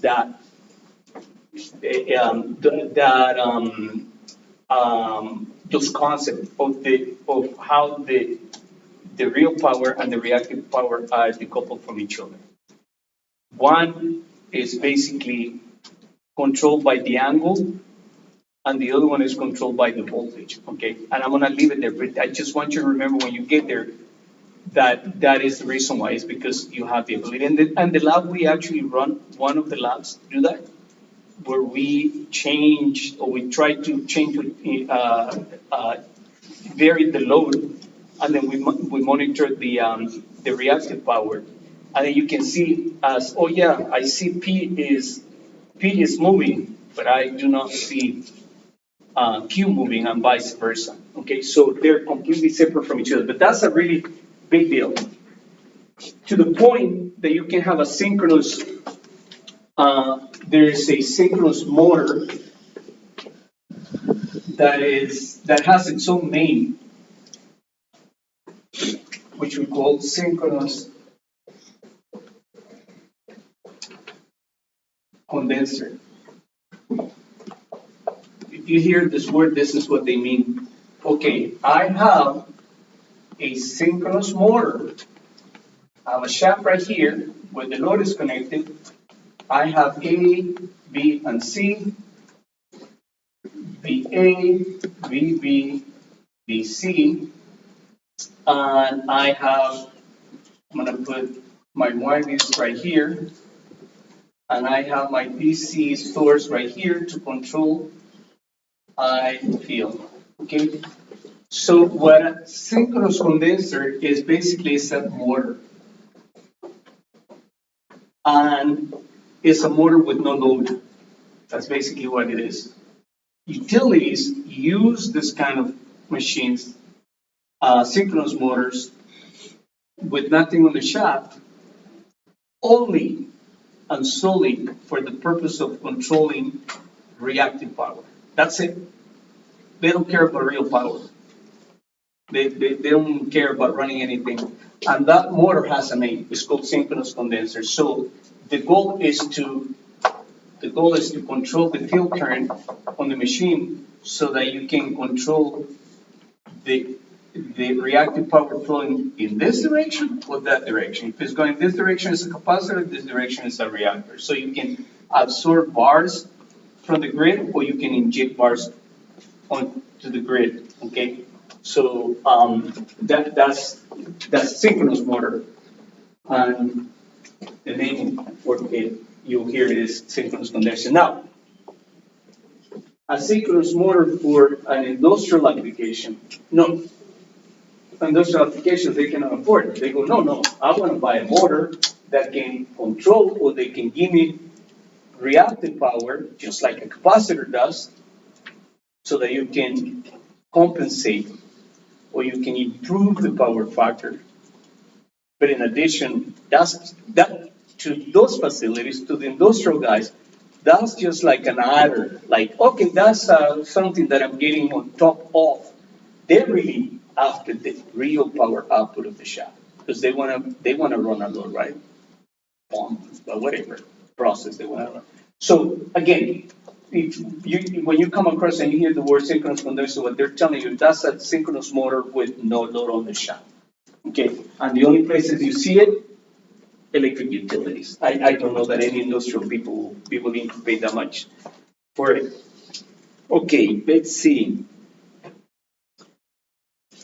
Um, so what about, so okay, so those are kind of electrical characteristics. What about torque and speed? We'll get back to some examples. So I know I'm throwing a lot of stuff at you, a lot of questions on power and torque development. Okay, for a synchronous motor. I'm going to call this R1. Okay, X1. And this is what we call an infinite bus. Especially on a synchronous machine. What does an infinite bus mean? Basically, that's the utility. Meaning there's so much power behind this bus in comparison to this little thing right here that this is not gonna, it's not gonna do anything to it. It's not gonna feel it. The way you can think of an infinite bus too is you can think of the motor or the synchronous motor or even generators. But let's start with synchronous motor. This full synchronous motor. The way you can think of it is, oh, the synchronous motor is coming into this infinite bus.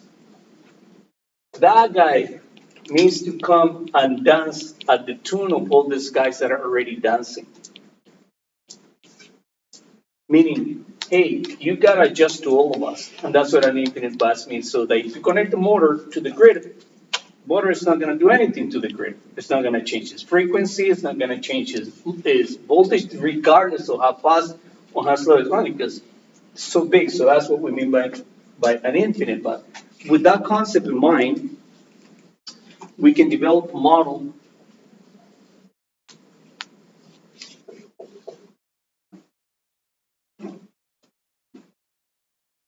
like this.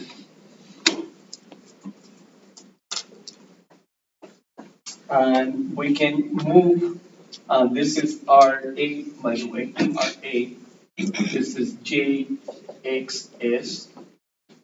This is R1. This is JX1. We said that the terminal voltage, assuming that this doesn't exist, that we're not connected to the grid, this right here is not coming into play. But now that we are adding, you can think of this adding a wire to connect it to the infinite bus. Now this is the resistance and reactance of whatever connection you're using to connect this motor. So we're gonna move the terminal voltage right here, VT plus minus of the terminal voltage. And this still, the field voltage or the EMF minus delta. And this is at 0 degrees. So for the questions that we need to derive, that's the model that we use. Whether it's, once again, whether it's a motor or a generator, it's the same thing. Now, there's a couple of things. And we're going to call this the P max or torque max that you can get. So this is P or torque of the machine. This right here is what we call the delta or the angle, the phase angle of the machine. if this is the output power of the output torque and it's a function of the angle, meaning that angle right here, you get maximum power or maximum torque of the machine at pi over 2 or precisely 90 degrees. Okay, so this is a sine function, just half of the sine function. And that's what we say, like, when do I get maximum torque or maximum power one way or the other of the machine is when this difference between these two angles is 90 degrees. And I'm just gonna say this, but not getting too much into it. You never wanna do that. I mean, common sense will tell you, yeah, that's what I want. I wanna produce maximum power one way or the other. But you never ever wanna do that because this, on a synchronous machine, this is what we call the stable region, and this is what we call the unstable region. What happens physically? What happens is this. You're at this point right here, the machine, in comparison to the grid, and that rotating field that I mentioned, there is synchronism. Ooh, the shaft is running at synchronous speed, 1800 RPMs, 3600 RPM, 800 RPMs, precisely. When you start going in this direction, you leave that peak or the maximum point, the machine is going out of synchronism. This machine is starting to deviate. It's either slowing down or speeding up. And the machine eventually loses synchronism. So it's not following the 60 hertz tune anymore, and it says, see you later, I'm gone. So although you might be inclined to run there because you say that's when I'm getting most out of it. No, you never want to do, because from this point it's really easy to go in here and never recover. Once you move 91 degrees, you're gone. There's no way back. You lost the machine. So that's when we said it's going out of synchronism. So that's in the frequency domain. We can have torque, and the torque that we're interested in is the torque at this frequency or synchronous frequency. Okay, so you don't want torque at any other frequency, otherwise it becomes another kind of issue. It's more of a mechanical issue than anything else. So that in mind, we can derive the following equations. The power, I'm going to say drawn or produced, I'm going to say drawn, let's talk about motor, by the motor from the infinite bus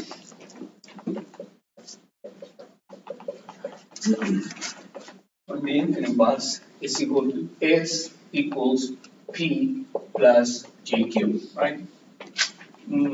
It's in this formula before. S is equal also to V terminal phasor times I line conjugate. Okay? So I can derive the I conjugate equals, using that model, VT angle 0 degrees minus VF angle minus delta divided by Z, which is the impedance, is the total impedance of this, the resistances and the reactances combined. So now we're going to combine them. Okay.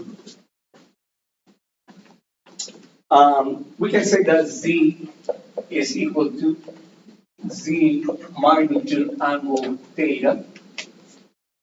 Then we can rewrite S is equal to V of T over Z magnitude times V of T angle 0 degrees minus VF plus angle minus delta conjugate. Let me see, we can take one more step right here. We can make it S equals, so we can make it, we can convert this into a rectangular form, which is V of t over Z magnitude times first term is going to be V of t cosine theta minus Vf cosine minus theta minus delta plus, and I already took care of the conjugate right here, J V of t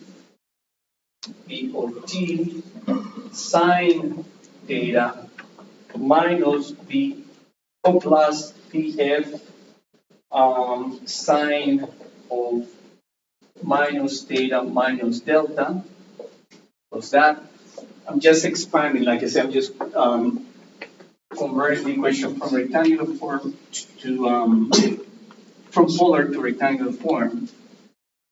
Then I can simplify that as the following. P is equal to the real part, which is V of t over Z magnitude times this long thing here, V of t cosine theta minus Vf cosine of minus theta, minus theta minus delta.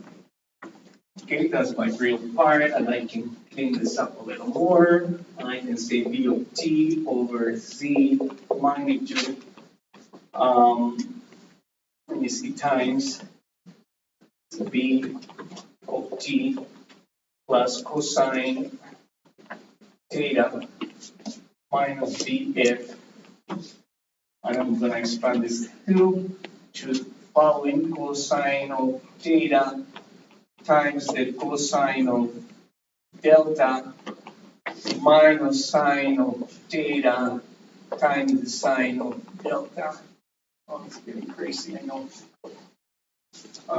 One more step. We can define this by definition.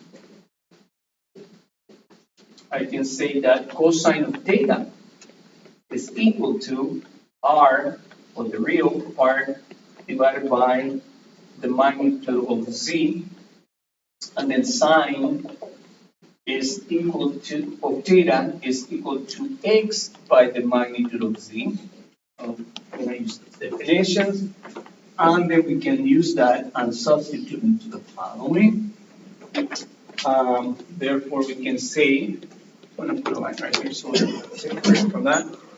P of P, for real power, is equal to Vt over Z magnitude times Vtr minus R times Vf cosine delta plus X Vf, sine delta. And this, the units of this is in watts per phase. I'm sorry, watts per phase. Don't worry about the space because we're going to clean that. Phase. Okay. So, the torque angle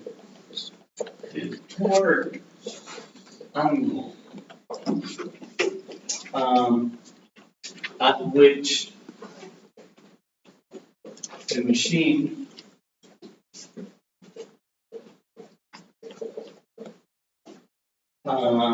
draws maximum power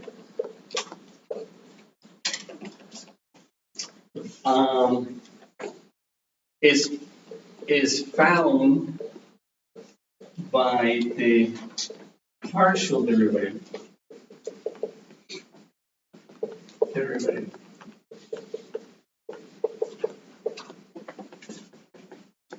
of the power when when the slope is 0. 0. Remember, the derivative is nothing but the slope, right? This is what I want you to think. Not 0, of course, not 0, not 0, not 0, not 0. I'm talking about the derivative, not 0, not 0, not 0. When it gets here, maximum, the slope is 0, right? It's a straight line. That's basically what this statement is saying.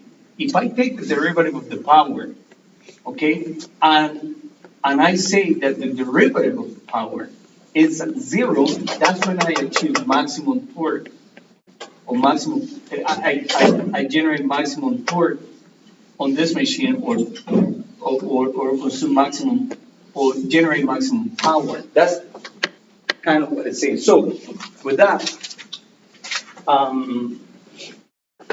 if we do that, we can say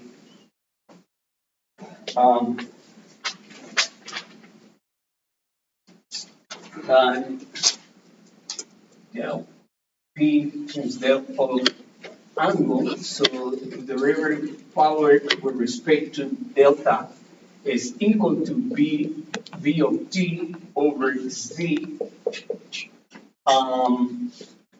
over C R of the big mess that we have there, R sine delta plus X cosine delta when this is equal to 0.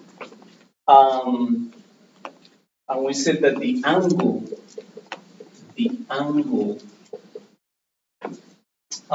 at which the machine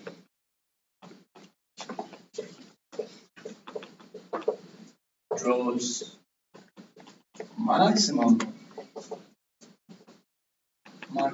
power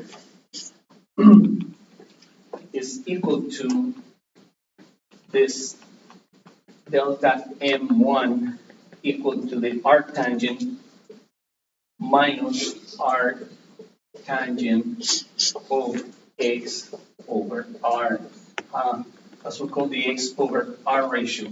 And the equation, the final power transfer equation, is what we call VT magnitude times VF magnitude divided by X sine delta. Let me talk about this equation. That's watts per phase really quick.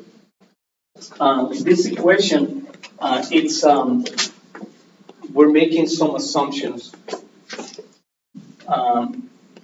We're making some assumptions on this equation, and basically what we're saying is we're going to ignore the resistance. Remember I had a source.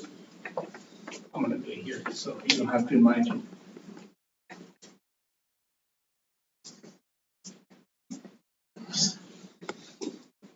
R. I'm going to ignore the R, and there is a term, what we call it is lossless connection. Meaning lossless because we're saying that the losses, the real losses of whatever connection you have, or the internal resistance of the wire, is neglected. And by neglecting that, the equation becomes this simple, and you can actually compute the power one way or the other of the machine without having to do with a very complex. And if you look at this equation, that's describing this. Okay, that's describing this. That's the angle. Okay, this delta. That's the power. That's the maximum point. Sine of 90 is 1. Yes or no? Yeah, 1. Right? Okay, so you can utilize this equation. Is going to come back time and time and time and time again. Basically, what that is describing is the power output or drawn by a synchronous machine, assuming or neglecting the resistance. If you do not neglect the resistance, this equation is a little ugly. Okay, so you have you have a few things that you got control. You got control of the field voltage or the EMF. How? You can control the field current, the DC source. That's what you're doing. You cannot control this. That's the grid. It's nothing I can do about it, but I can control this. I cannot really control that. The only thing that I may be able to control is the size of the wire that is connected to the motor. But the internal reactance, I cannot change that. That's what the machine is made for.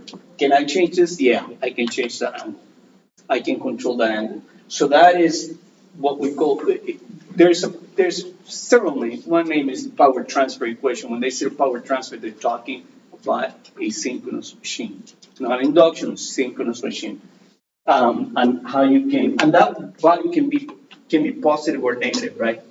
Positive is a generator, negative is a motor. All right, what about, almost there, okay, everybody, hang in there. And I'm gonna do a couple of, not today, don't panic, don't panic. I'm gonna do a couple of number examples with this. By the way, I overly simplify this. If you look at the book, any machine book is overly simplified. There's so many things that we skip on that. As I mentioned, because you don't have to, the idea was to arrive to this. But if you're doing anything on transient stability, if you're analyzing the machine, not in steady state, but in this transient response, then you got to deal with that. But that's a whole different course, and it's a whole 2 semesters. At least used to be, I don't know. So not to worry about all this question. The one thing that I want you to remember is that. And then last but not least, we also have the next thing that we talk about. And I'm gonna also oversimplify it. Q. Q is equal to VT divided by Z times X V of T minus VF R sine delta minus X VF cosine delta. Okay. And we said therefore that the maximum reactive power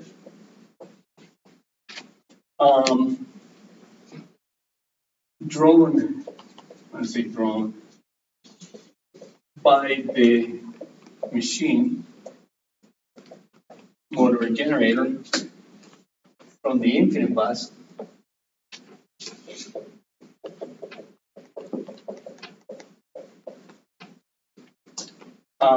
occurs at torque angle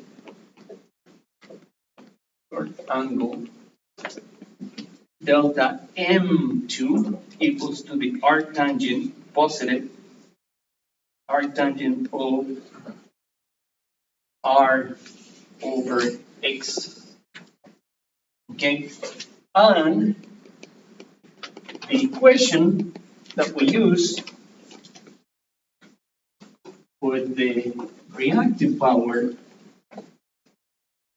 is equal to Q equal to V of T over X magnitude times V of T minus VF cosine of delta. Okay, so again, we don't have control of that. We don't have control of that, but we do have control of this, and I have control of this. Now, there's, for the reactive power, there's 2 cases.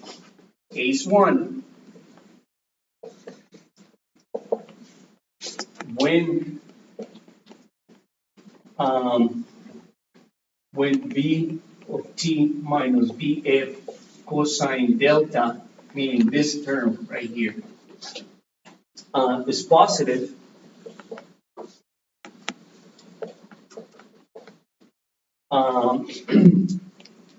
the reactive power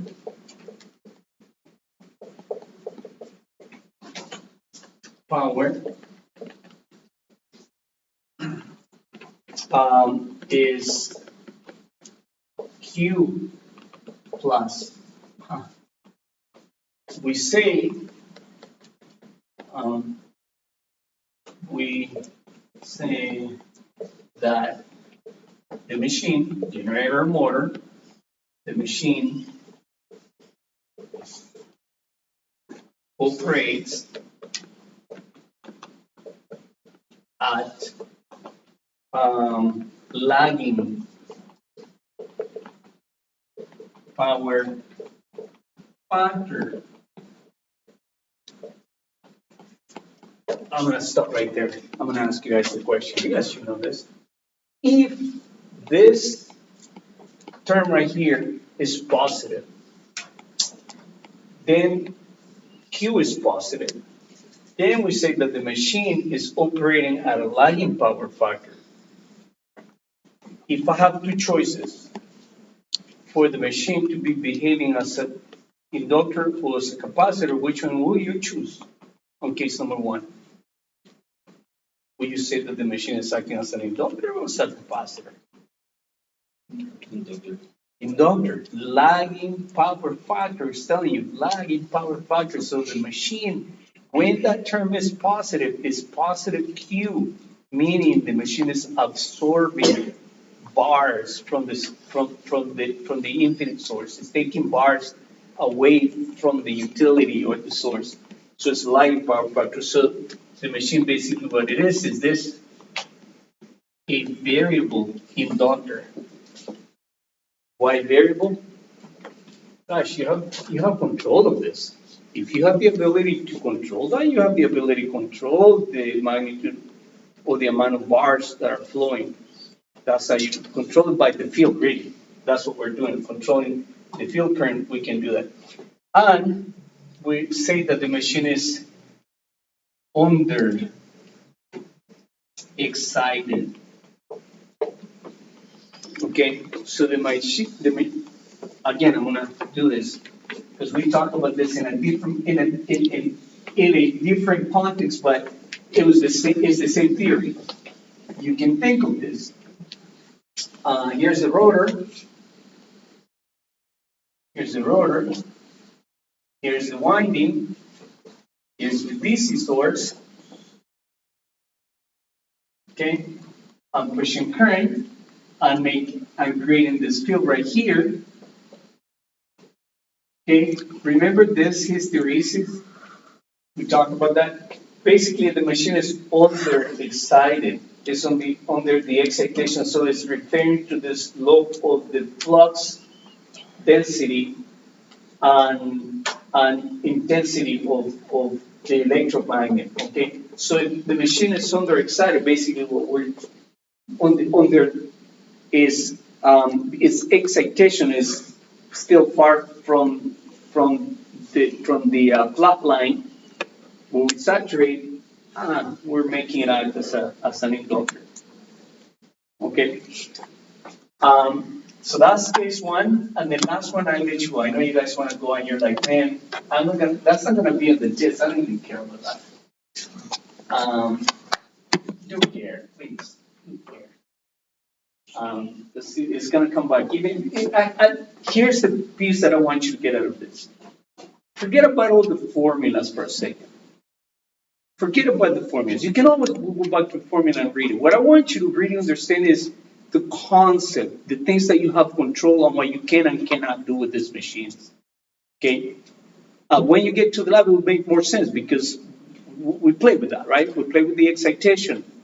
And we make the machine behave as a capacitor, as an inductor. You will see your reverse, right? Remember, when it's got positive, boom, they will go negative, right? That's basically what we're doing. We're taking the machine for this term to be positive or negative. Last thing, case number 2. Case number 2. When the VT minus VF cosine delta term is negative,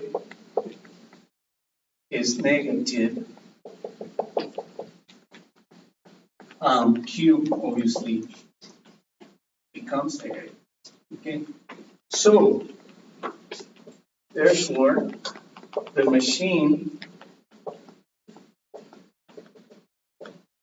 runs at leading power factor